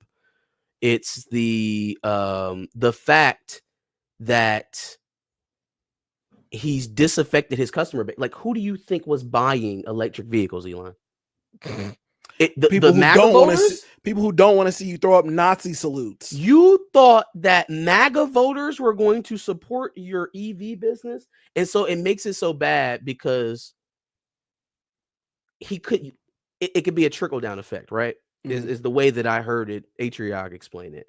Well, he explained it as, well, he may be trying to use SpaceX as a get out of jail free card when the rest of the businesses go belly up. Mm.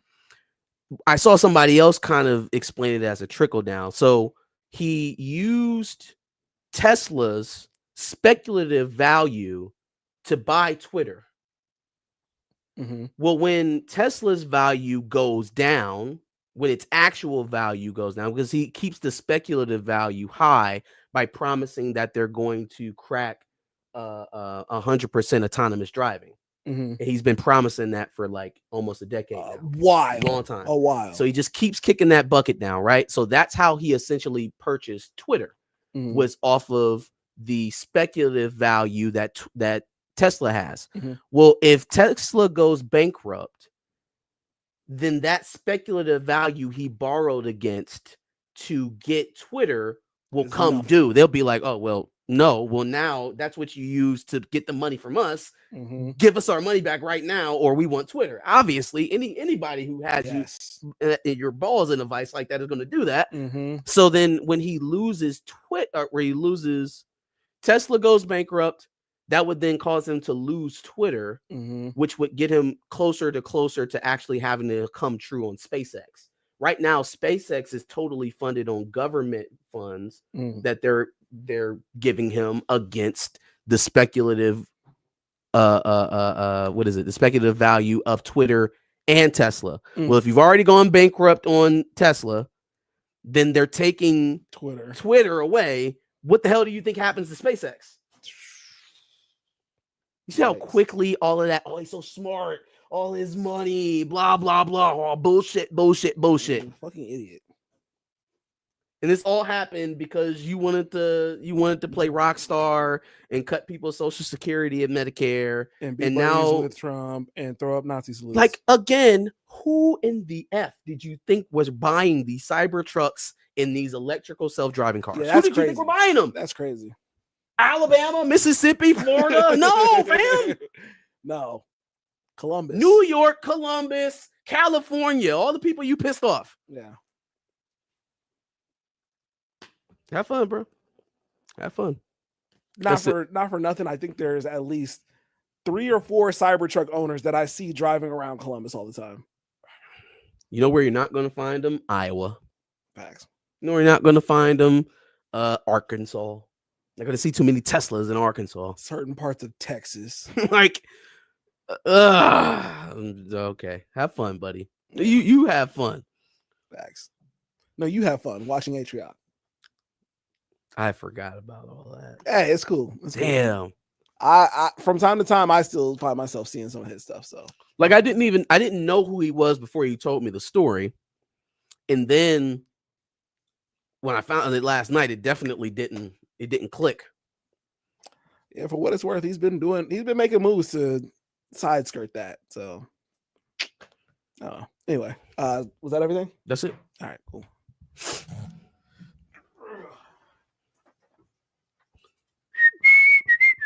Phenomena.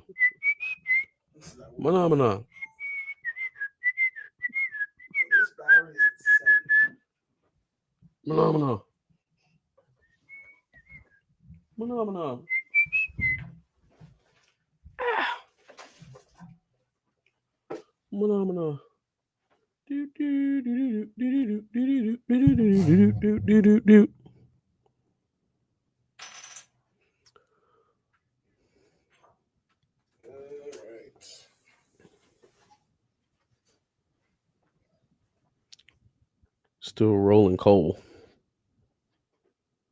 What up, Perp? What up, Perk?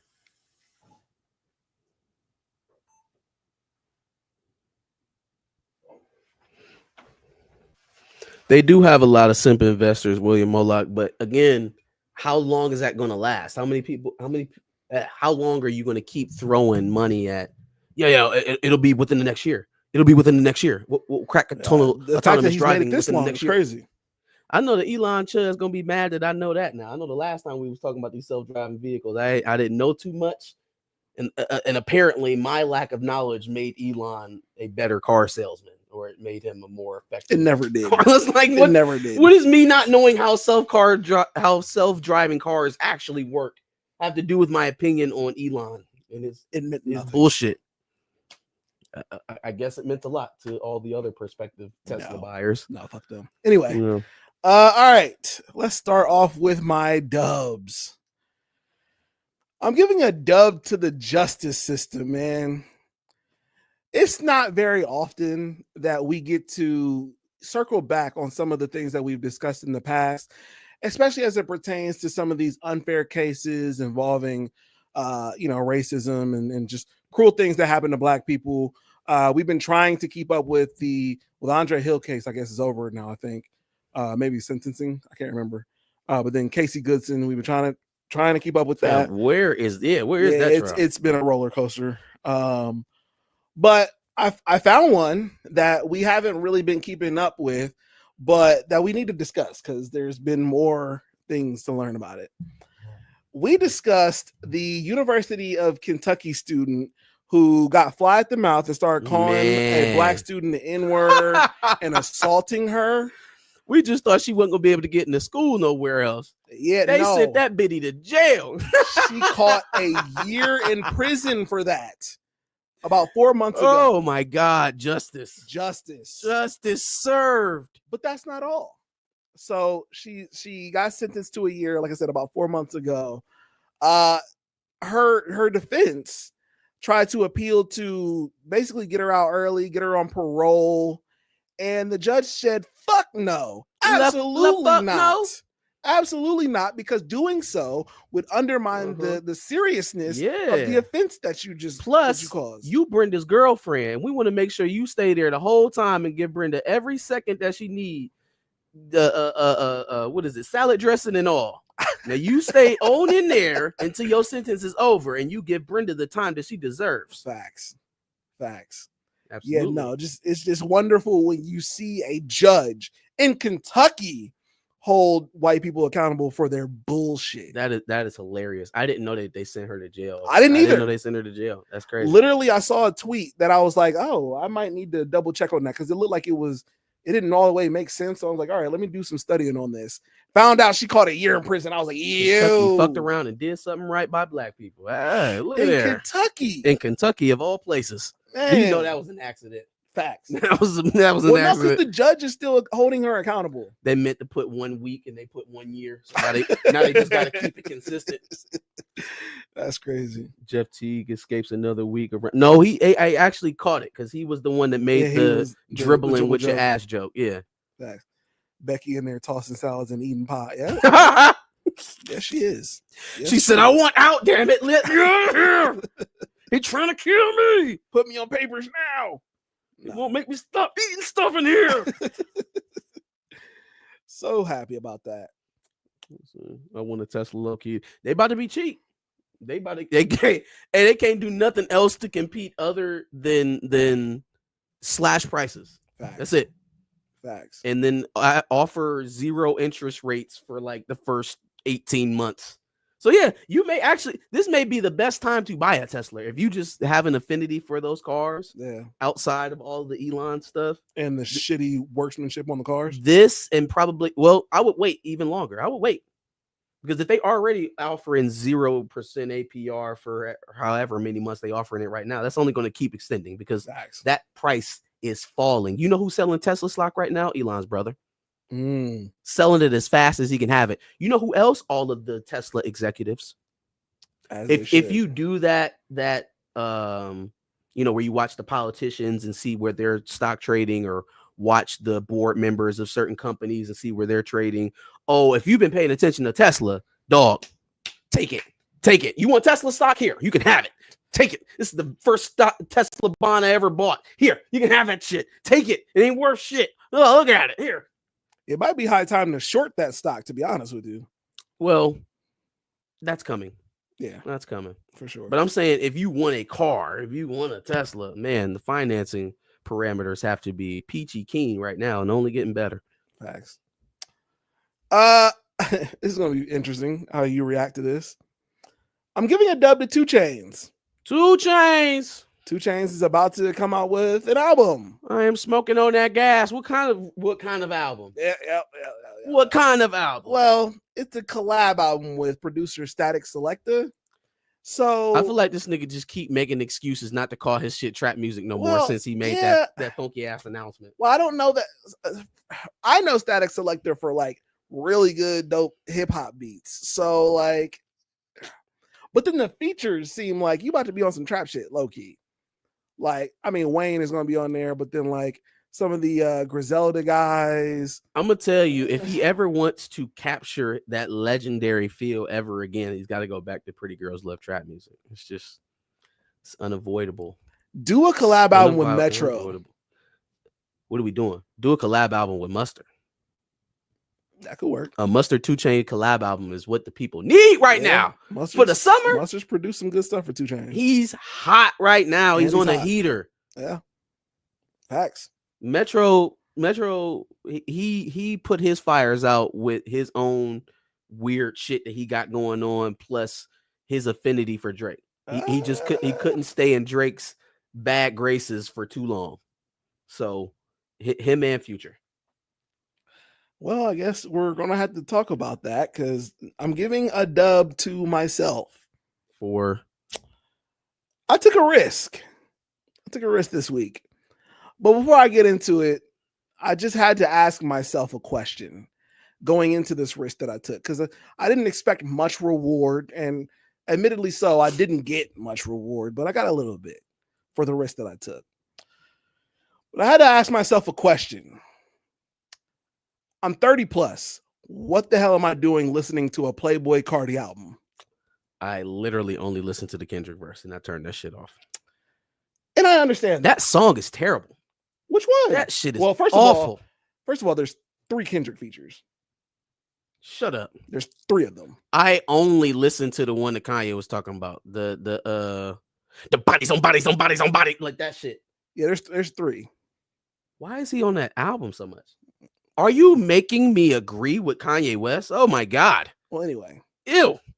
So the risk that I took was obviously being 30 plus and listening to a Playboi Carti album. Yeah, I had no business listening to that bullshit. I'm not in his demographic. I'm not in his target.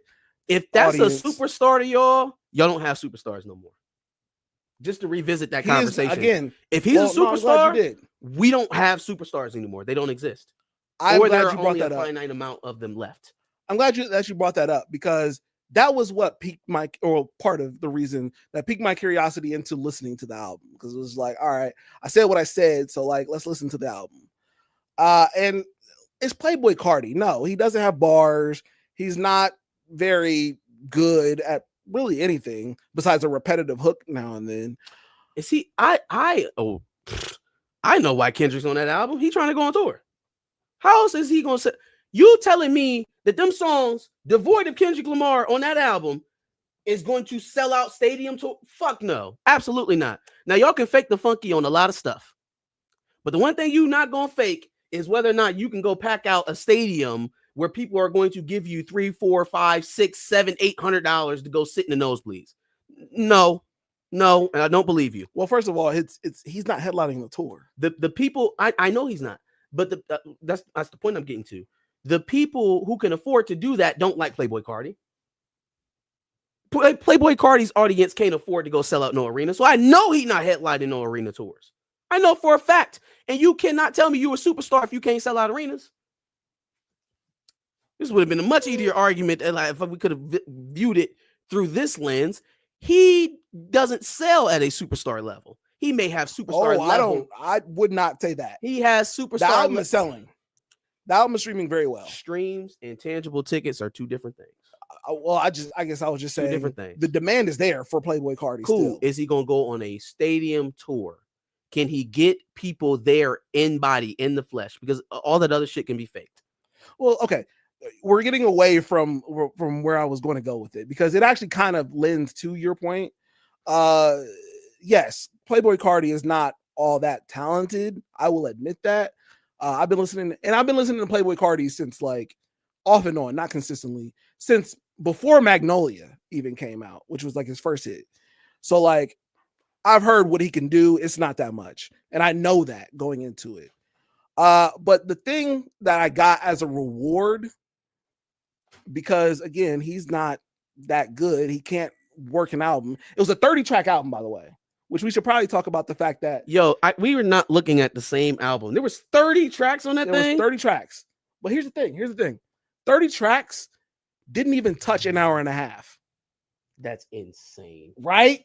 You went for 30 and you didn't even get 90 minutes out of this? No. It's just all interludes. It gotta be an hour 17. It's called Good time. Credit, right? The song? The song is called Good Credit. Yeah, that's the only Kendrick shit that I heard. Okay. Well, I didn't listen to the rest of the album too. But we'll get there too. So yes, 30 tracks on here. He can't really carry an album. The tracks that he does by himself are no more than 2 minutes.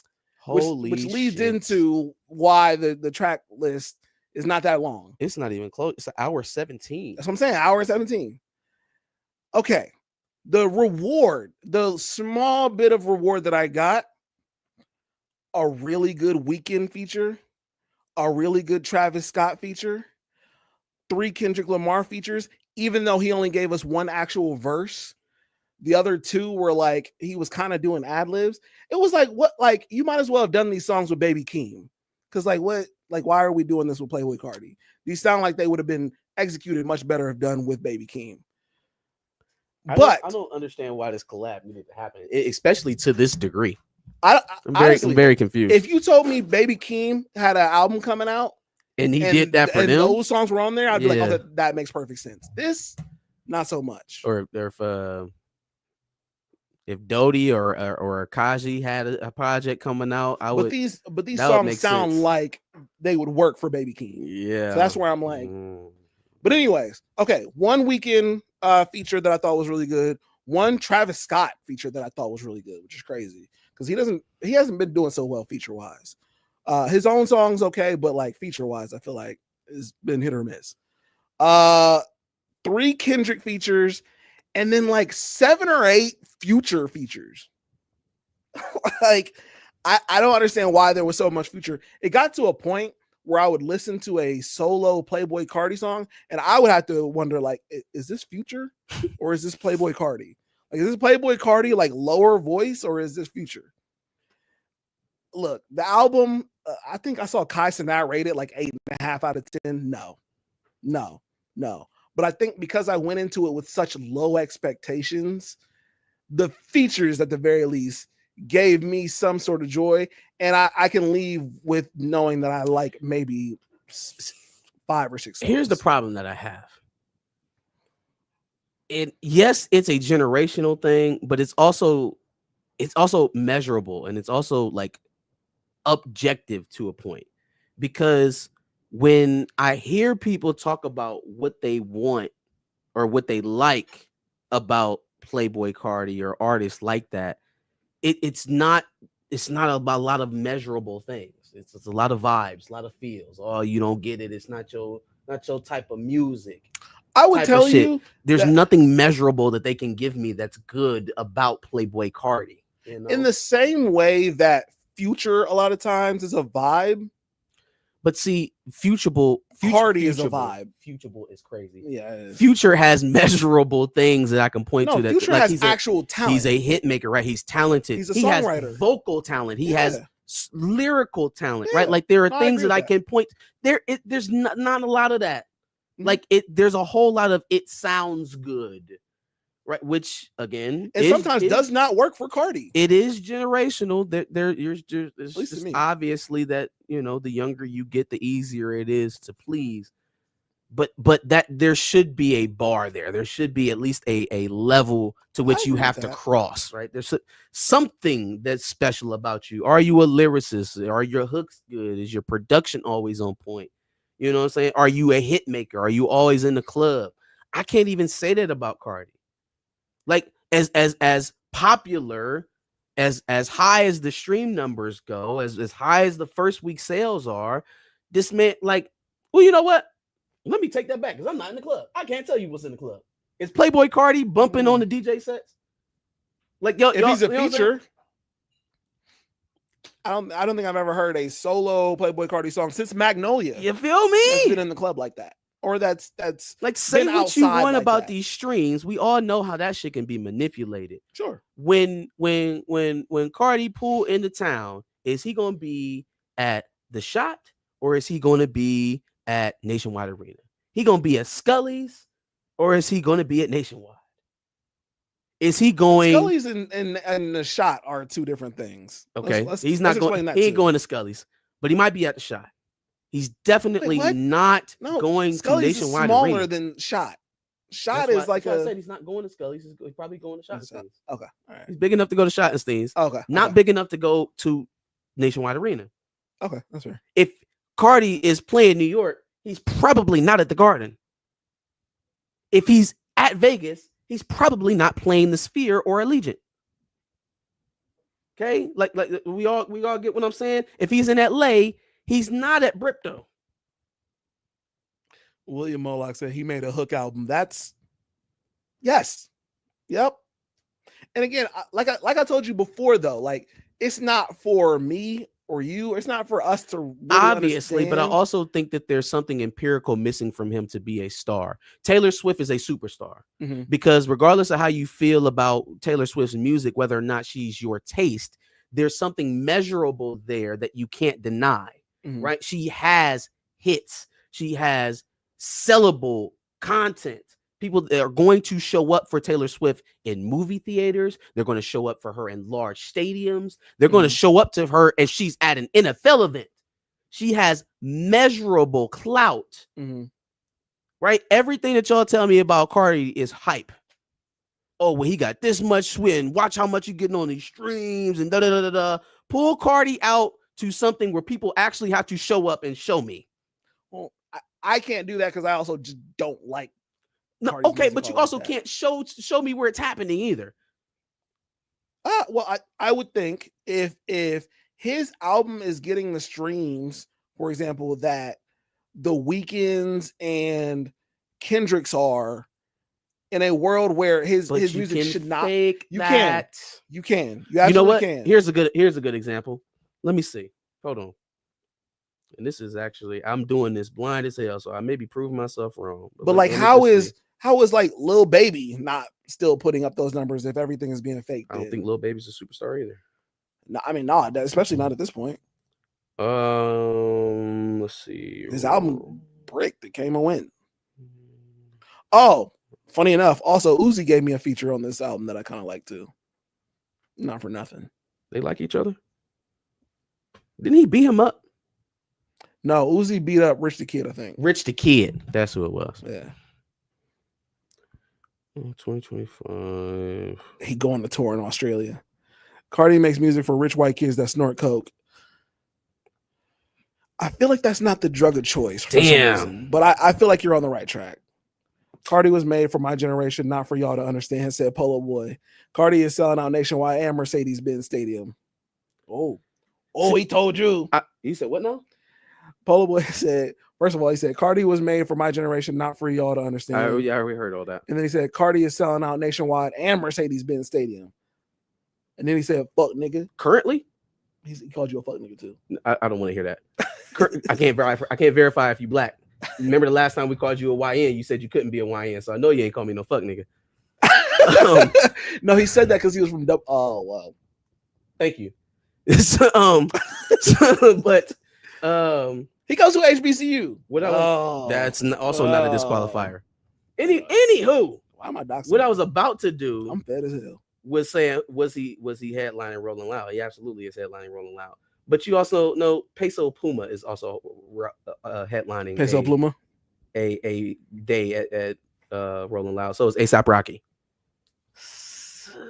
So A$AP Rocky out here talking shit. Maybe Rolling Loud has just come down a bit in terms of they got to shoot movies with Owen Wilson. Because when I went to Rolling Loud, the headliners was J. Cole, the Migos, and Travis Scott. Yeah, it was like not A$AP Rocky, Peso Pluma, and Playboy Cardi. So well, I mean, that's maybe the bar has come down. I will say Peso Pluma is also a name that I've heard, but I don't. Sure, up and coming, popular. You can be. When I think superstar, I think you're probably one of the top 2 or 3 names in the game. That's a superstar to me. So if Playboy Cardi is that for you, Polo Boy, I feel sorry. Polo Boy calling you a fuck nigga in the chat right now. No, he's not. He said, bro, I go to Morehouse, bro. I'll drop my Insta if I got to. I'm black. He didn't. Okay. He said that. He literally said that. These are his words? Yeah. So then why you couldn't be no YN when we said you was a YN? Because he's from Dublin. That's not what YN means. Yeah. Do you know a YN from Dublin? I might. I might. It's crazy. I mean, I might. There are black people in Dublin, right? I know. I don't. Black people are allowed to live in Dublin. I know. Some of them are of the youth generation. Yeah, but a YN is a very specific type of black person. Okay, well now y'all just stereotyping. A YN is what it is. A YN, a young black person. No, a YN about to blick something. I don't think Polo Boy about. That's to a blick crash nothing. out. That's a crash test dummy. But that's what we would call it. Yeah, for sure. Okay, well. But to the greater mainstream, a YN is so you got to be doing some bullshit to be a YN. If you a YN, you literally just can't be a young individual. If to be you a YN, you huffing some shit and you about to switch something right now. You on Galaxy Gas? Yes, and you about to switch something right now. You steal your mom's Newports when you can't find weed. Facts. And you a Kia boy. You walk into the corner store and ask for a filter tip, and they give it to you. Yep. You drink Wild Irish Rose before you go to school. Do they still do that? That's the YNs. Yikes. Bro, I come from a great household. I'm not a YN. That's a crazy sentence. On that note, no, I feel it. I respect it. At least he sticks to I respect it. For sure. He said, I come from a great family. I feel that. And Clarence's parents have a real good marriage. I was about to say, you better never turn Papa Doc on this. But I respect it. All right. I think we can go on to my L's. Okay. Now let me give this as a toss up. I'm not going to give this an L because you would hate me if I gave this an L, but we should probably discuss it. Will Smith is dropping an album on March 28th called "Based on a True Story." Hey, I was ready to give it an L, but I know how you. no, feel you about, better not, I know how you feel about Will Smith and his rap, so I'm gonna. fam. I'm playing it. As soon as it releases, I'm I'm playing playing it. it on It's the pod. crazy. And he better not copyright strike us. Will Smith rap in 2025. I'm not here for it. Maybe it'll be good. I'm not saying that it won't be good. I don't. I know mean, if it's I'm probably ready to not hear going to be great, but it's Will Smith, so I'm listening anyways. It's I can not, admit when I'm biased. I'm biased. I'm extremely biased here. It's not Men in Black. It's not Wild Wild West. I'm going to the Wild Wild West. You know what I It's mean? not gonna be switch it. Turn it over now. Ooh la la la. Okay, Switch. no, it's gonna be that in 2025. Turn it over now. Ooh la la la. It's that in 2025.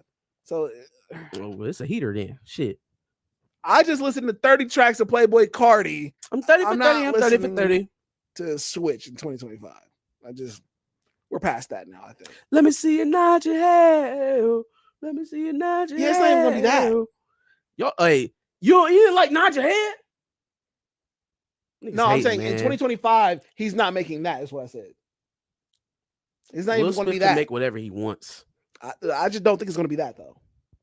Y'all like doing all these line dances anyways. They just created a new line dance. It's perfect time for Will Smith to get out here and lead the line dance. I'm just saying Will Smith is not getting jiggy with it in 2025. What's that you new know what I mean? that toot, toot, toot, toot, toot, toot, toot, toot, the 3-step ones they doing now with the fans and shit?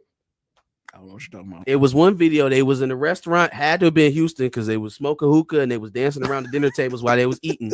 But they was doing it with the fans. It's a new one. It's like the 3-stepper. It's like doom, doom, doom, doom, doom, doom.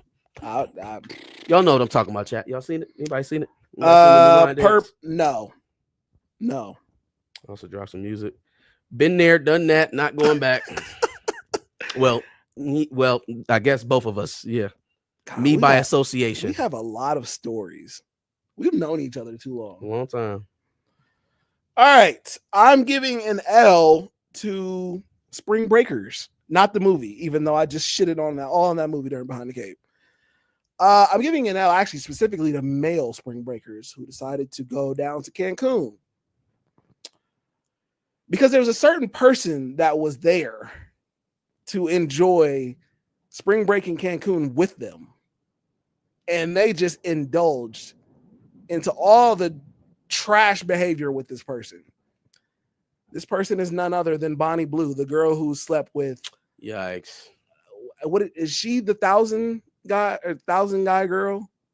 That's what y'all be out here doing. Y'all be out here listening Dog, to they were Playboy. taking body shots off of her. I'm about to say, y'all be kissing Bonnie Blue and listening to Playboy Cardi. You need to cleanse your soul, Polo Boy. Cleanse your soul. Man, like, Get away from these heathens out here in your generation. Y'all know what she do. Y'all know more than anybody else. Y'all be on the internet, so y'all know what she do. Y'all lining up to take pictures with her We had like she's the we had Kyla Pratt. people's champ. Y'all, we had Kyla Pratt and Kiki Palmer. Y'all got Bonnie Blue. Man, like why? Bonnie Blue and Ice Spice. Bruh.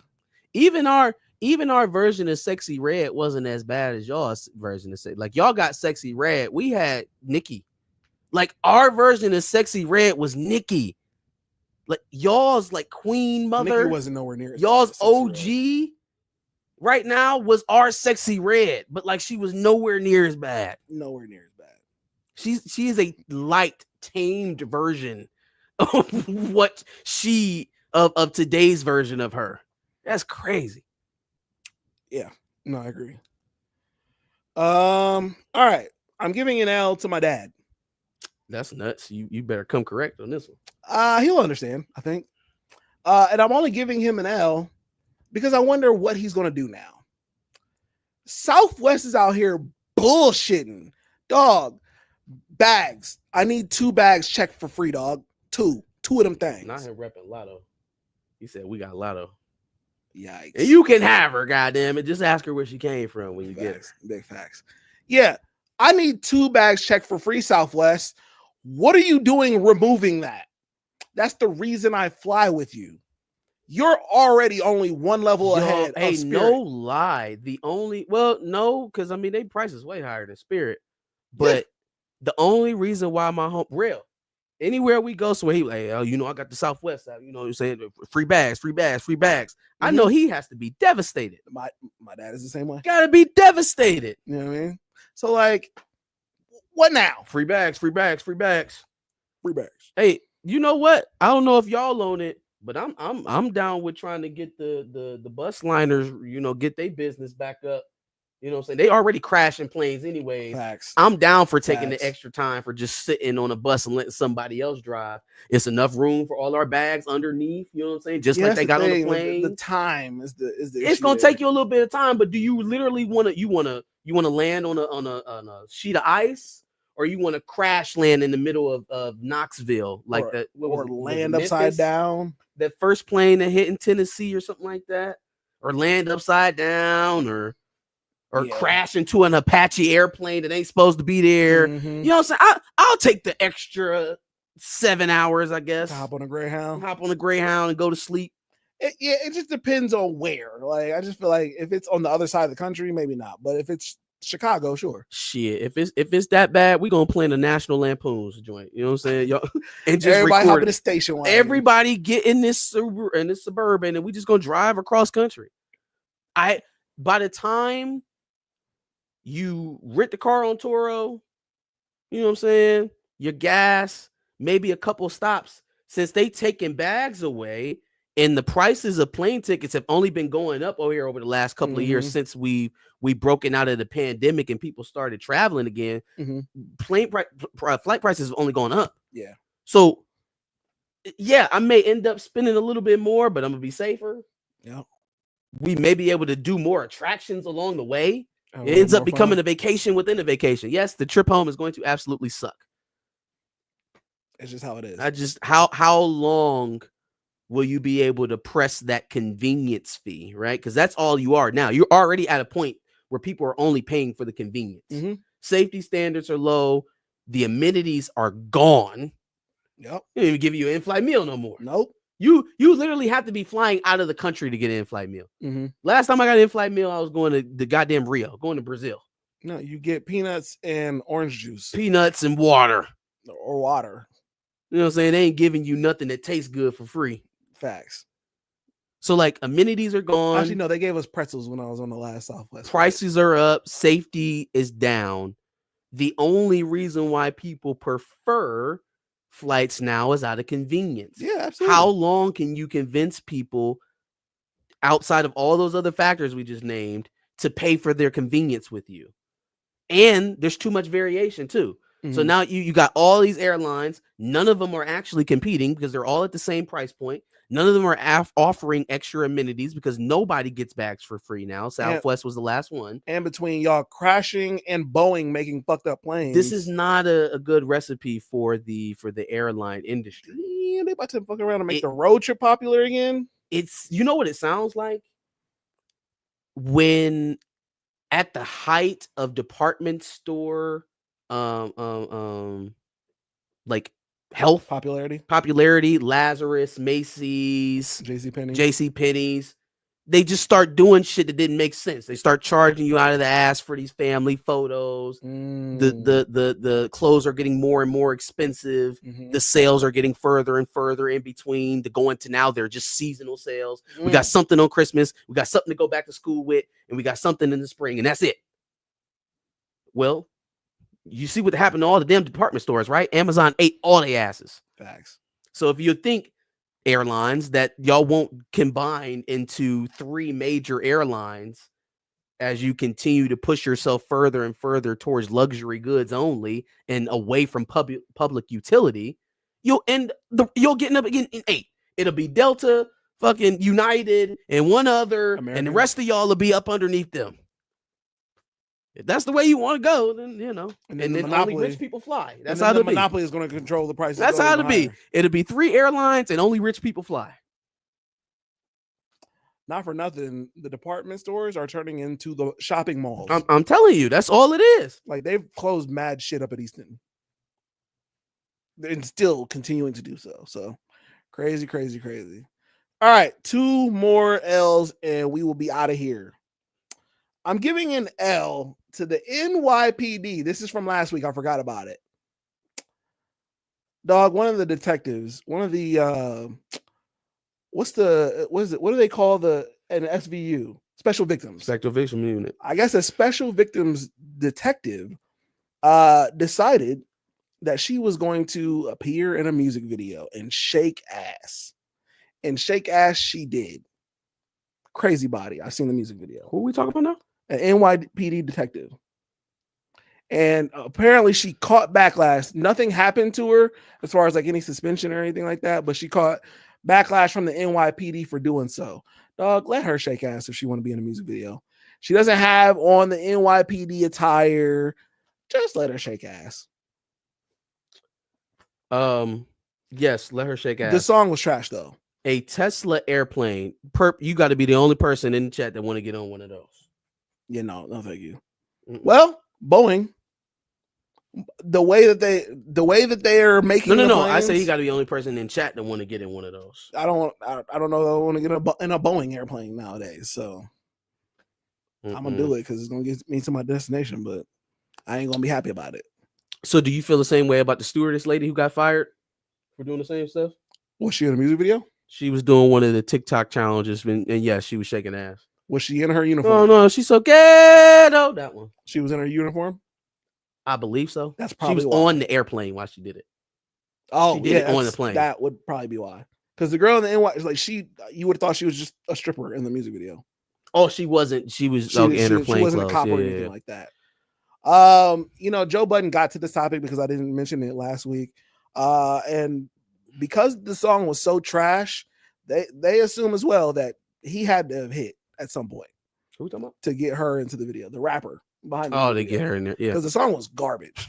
The song was trash. And you a police officer? Why you degrading yourself? You know what I mean? And she don't need the money. So like, oh shit!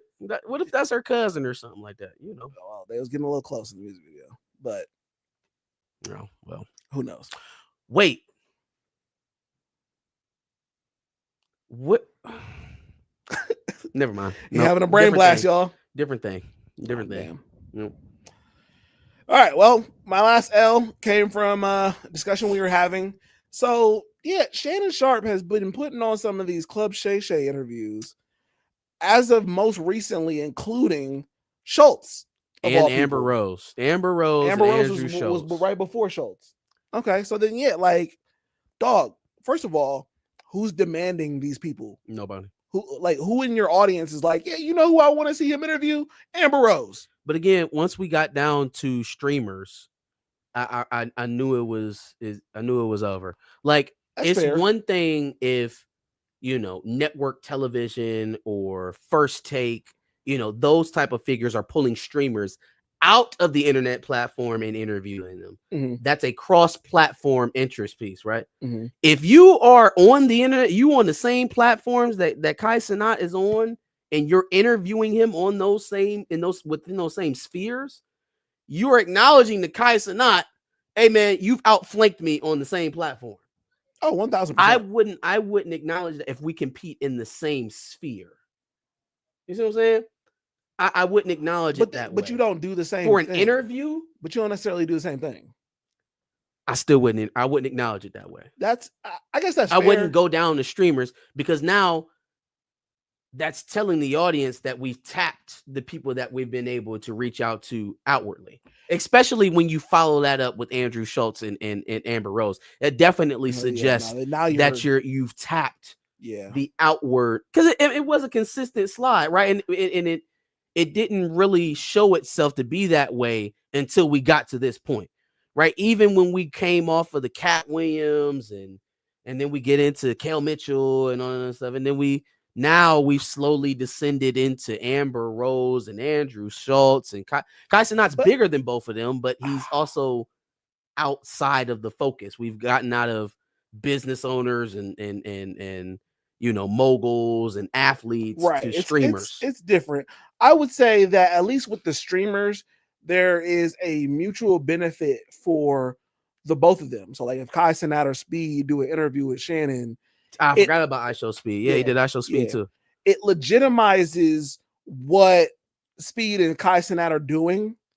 And then at the same time, Shannon gets to enjoy their large and younger audience. Yeah. So it's mutually beneficial. Where's the benefit in interviewing Schultz or fucking Amber Rose? He gets to expand outwards. It's the same Mm. benefit, It- but but it's to a much lesser extent. Yeah, it's too well. No, it's just in a direction that we don't necessarily account for or want him to go, and that's the Okay, reality of that's it. fair. I'll give you that. He gets to expand his audience out to Mm. white and Jewish audiences, where he didn't get to tap or into conservative before. audiences. Or with conservative audiences Amber too. Rose, I guess. He gets to throw those tethers out to people he wouldn't otherwise engage with. That's fair. He doesn't get a lot of engagement from white people. He doesn't get a lot of engagement from a Jewish community. He doesn't get a lot of engagement for conservatives. That's okay. He gets to check all of those boxes by interviewing those two people. Mhm. Whereas he's been focused so much on black people and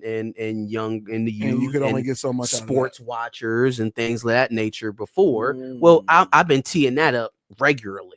I can go ahead and go somewhere where I'm not usually viewed in those two I don't individuals. fucking like that shit. Well, that's what it is. But I mean, no, you're right. I'll give you that. But That's exactly what it is. Because mm. again, I don't really see any value in Amber Rose coming on there talking about Kanye West. I don't I'm see saying any there wasn't value much value in anything she said. on Amber Rose coming on there talking about Jocelyn Hernandez. Like I don't care. Or how she got number on the one. RNC or Number like, none two, of that shit. I don't want to hear your perspective on it. I don't.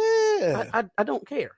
facts. Don't care why you feel like it's so important to tell people that you're also white, that you white and black, or that you're biracial, or You know what I mean? any of your racial. That don't mean nothing to me. None of Like that you shit said, was- the MAGA shit. I don't care nothing about that. Yeah, Oh, I know Kanye West making his wife dress like that because he made me dress like that. Girl, you still dress like that.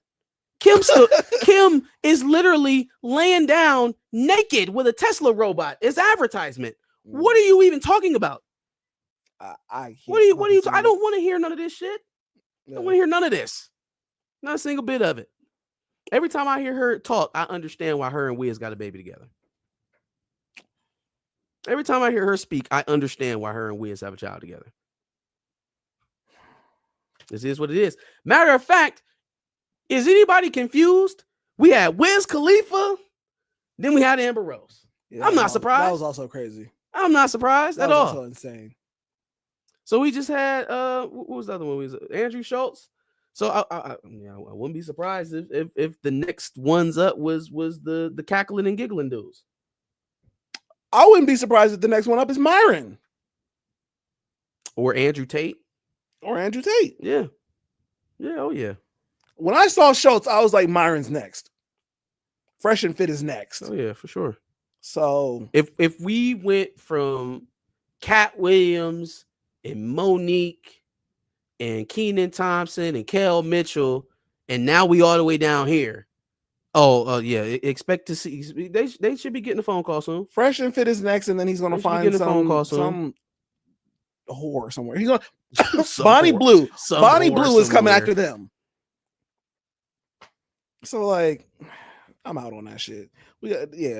We should probably do a deeper dive on his content because this is getting ridiculous. Well, I mean, when you make a show that's based purely off of the appearances and doesn't even it's not even incumbent on you to drive the conversation because he's not asking great questions. No, He's asking very open-ended questions for them to tell their business. he's on. kind of That's like the all it is. Breakfast Club, It's all but it it's is. weird because the Breakfast Club actually asks some good questions for regular celebrities, even when they don't Shannon- political.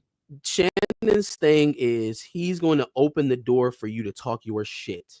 So if you have So he can something get that viral moment. controversial, exactly. If you want something that you want to talk about outwardly, if there's somebody you want to respond to, if there's beef going on and you want to give your slanted perspective You have on the it, platform to do so. he's going to open up the door for you to do so. Yeah, and reap all the benefits of it, which is not integrity in the least bit. Like even when he had Cash Doll on, right?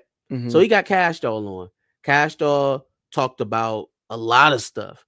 Cash Doll talked about The Kendrick bar. The Kendrick bar. She talked about beef that she got going on with other Asian females. Talked about Asian doll. Talked about the home invasion situation. Mhm. Do you think they talked about why her and her baby father, the one that was literally in a shootout in her house? Mhm. She off that man onto an athlete. Do you think that came up in conversation? No. Do you think that he asked a hard hitting question? That was Of course not. This man was okay. So less than a year ago, this man was at your house protecting your home and your children and and everything else in there Mhm. with his life at gunpoint. You got a new boyfriend? How did that happen? Y'all think he got asked? No, but we can talk about this bullshit fight that we got over a doll name. We can talk about, like You it's being just on BMF years ago. all this bullshit, just bullshit. Yeah. Just bullshit. It's like, why even bring her on here? Why bring on Cash Doll to give her a softball interview? Yeah, that's crazy. We already don't know much about Like her. it no disrespect to Cash Doll, but her profile is of a level that if you bring her on, you bringing her on for a reason, Yeah. not just to shoot the shit. No. We need to learn more about Cash Doll as an audience. Real quick. Actually, I'm gonna sum it up in a sentence. Fire Jess Hilarious, keep Lauren LaRosa. I have the exact opposite take. Really? I feel like Lauren. I think Lauren is Angela Yee. I feel like maybe that's where she's trying to be. And sometimes that leads her to have certain angles or certain takes. Have you seen her back and forth with Gary Owen? No. Okay, so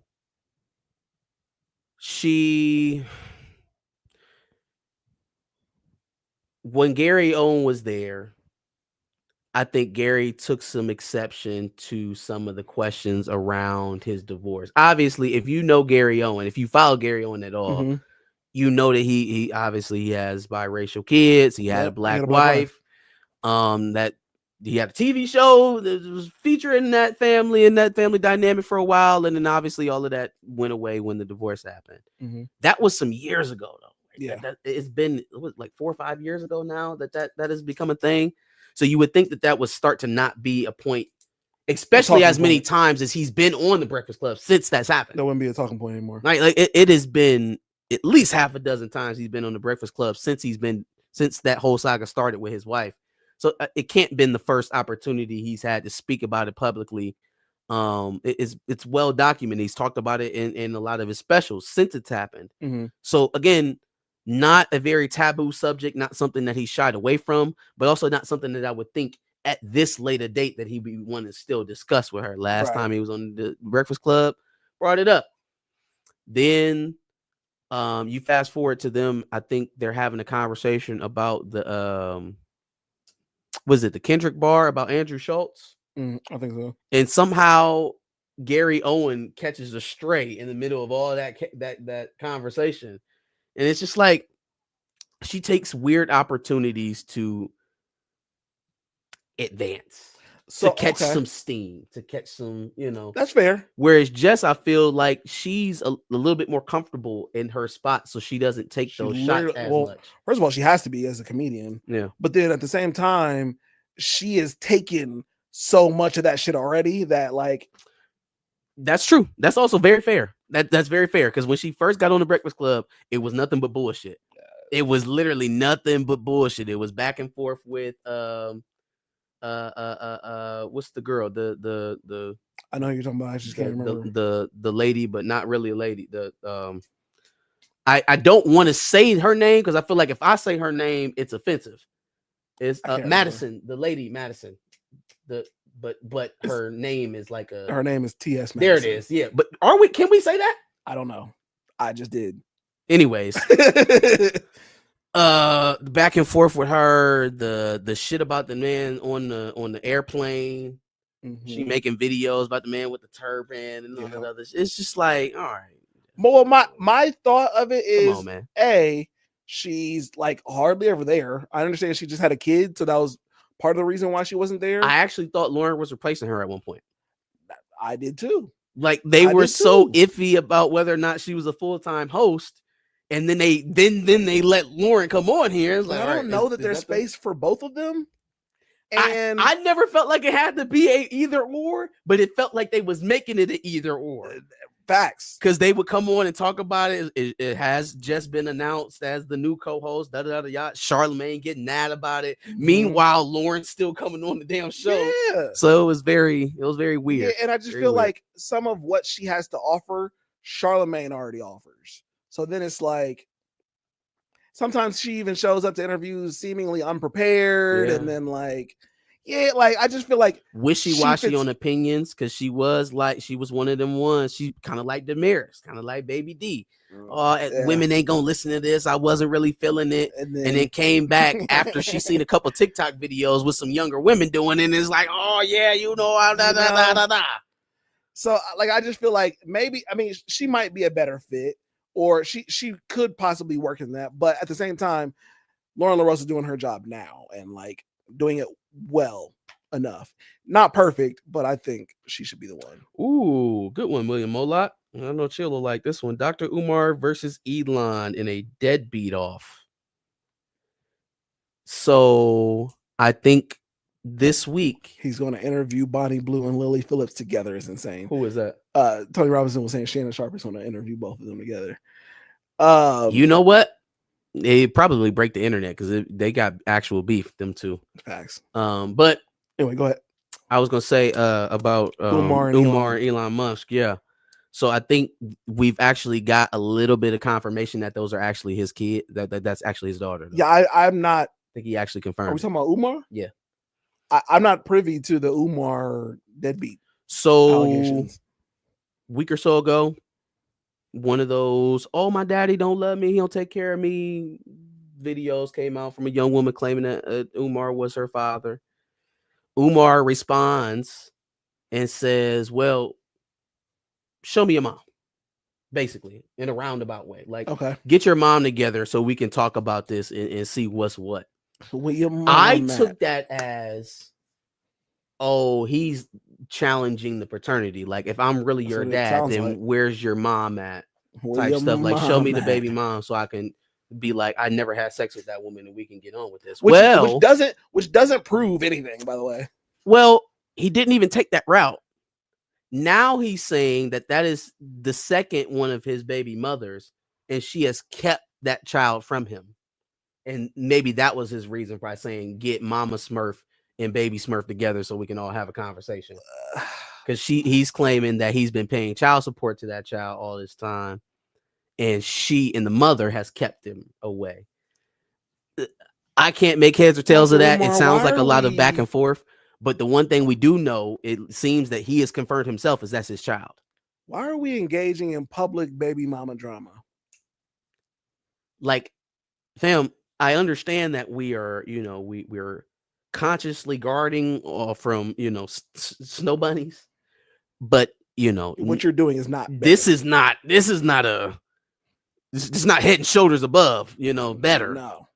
Now, if we're taking his word for it and he's actually, doing his handling his obligations towards that child and he's being deprived of being seeing her, that's something completely different. I still wouldn't like to Still see shouldn't shit be like so this public. play out in the public. Yeah. I mean, he only has so much control over that. Like, she made the video. She she did what she did, and I don't know if that is in response to a lack of communication from him on the other side. That is also possible too. So I just would not like to see that type of stuff play out for him in the public I eye. agree. But I agree, especially We're with here. what you preach. Don't yeah, let yeah, that out about like all that. that broken home shit, and or all don't that. be so reckless Mhm. about allowing it out in public. Like it can come out in public because it's I guess it's just bound to at times, but like don't be so reckless about allowing all that information out there. Especially because I feel like Dr. Umar would be like, all right, well, I would give you one. So if you had one baby mother and you had some disputes going on, I'll give you that one. But Mhm. then if you went out there the second time and found another individual who got you into this, or you got yourself into a situation with another individual and it led to this way, then now I'm gonna lean a little bit on maybe it's probably at least partially your fault. It gotta Yeah. be. Oh yeah. You in the same situation the second time. Yeah. So after the first time of it not working out with that baby mother and you maybe not having a relationship with that kid full time, You should learn from your mistakes. so then how did you double back and end up in the same spot? You either should have chose better or worked that situation out to where we not having this this public soiree. yeah. This seems to lend a little bit of credence to your own decision making as to how we're getting into these situations. 1000%. So if they fight for a deadbeat title, that won't. Oh, mean Elon much. wins. They won't mean much though, because they have to fight the final boss in Nick Cannon. I think Elon still wins. Yeah, I think so He has too. 14 children by like, what is it, like Wait, does he have 4 or more 5 than Nick? different William? Does he have more than Nick? Nick is at like 8 or 9, right? No, Nick is double digits, but if it's 14, I think that's more. Yeah, Elon got 14. Nick got like 12, I think. Damn, How he must many have. I feel like, kids? oh, you know what? That was a couple years ago, though. It should never get to the point where I Google how many kids does, and then it's Elon, Nick Cannon, Tyreek Hill. Elon shows up here twice, by the way. Nick Tyreek Cannon Hill. has 12 kids. So how many 12 kids children. does Elon Musk have? It says Elon Musk only has because some of these were it was more than that. It's 14. I was about to say it's definitely No, Google said 7, and I was like, no, bullshit. that's not right. Bullshit. Yeah, no, But then the headline He got is showing 7 baby 14. mamas. It's 14. Yeah. He has 14 children whom he welcomed with 4 women, is what it's saying. With 4. It's only 4? That's what it's saying. I don't know if that's right either. All right. So the young girl, the youngest chick is like Ryder or some shit like that. Yeah, that just happened. And then there's the foreign lady. She's like Spanish. Oh no, the newest one is her name is Ashley St. Clair. Okay. And they welcomed a child, and then somebody else announced that they secretly welcomed baby number 4. And then there was Grimes, who they Grimes. have that fucked up baby name. Actually, he's got a lot of kids with fucked up names. I didn't realize that. Like they're like computing systems or some shit like that. Some Like he's bullshit. naming a SKU for some electrical part or some shit. Yeah, no, these are some fucked up names. Techno, Arcadia, Nevada. Okay, so Nevada, Vivian, Griffin, Kai, Saxon, Damien. I don't even know how to pronounce the one baby's name that he had with Grimes. Exa, Strider, Azure, Techno, Arcadia, Selden, Lycurgus, and then I guess Selden Lycurgus is his newest baby. I guess Lycurgus. Yeah. So they just got worse over time. It was like Nevada, Vivian, then it just got way worse. Starting out with Nevada. Yeah, Nevada is crazy, I and then mean, going to Vivian, Griffin, Kai, those are normal. Damien, It's like he did Nevada out of a knee-jerk reaction, and then he was like, shit, let me start being normal with these names, and went to Vivian and said, fuck it, going back to crazy, and Yeah. just started down the list. facts. All right. They welcome the child. I got at least 20 kids on YouTube. That's crazy. That's crazy, Perp. He said I got at least 20 plus kids on YouTube. That's wild. I got at least 20 all right, kids on YouTube. That's everything for Dubs and L's. We went over a little bit, but it is what it is. Just rest- That's That's the it. list? That's all I had.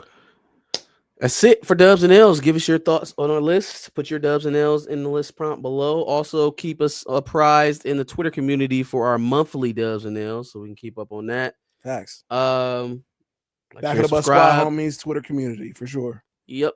Here live on Sundays and replays on Wednesdays. Absolutely. Make sure you check out our playlist full of W's and L's. See what we talked about last week. Obviously, I missed some from last week, so there's still some more to be enjoyed and some things that lead into this one. So make sure you check out that playlist.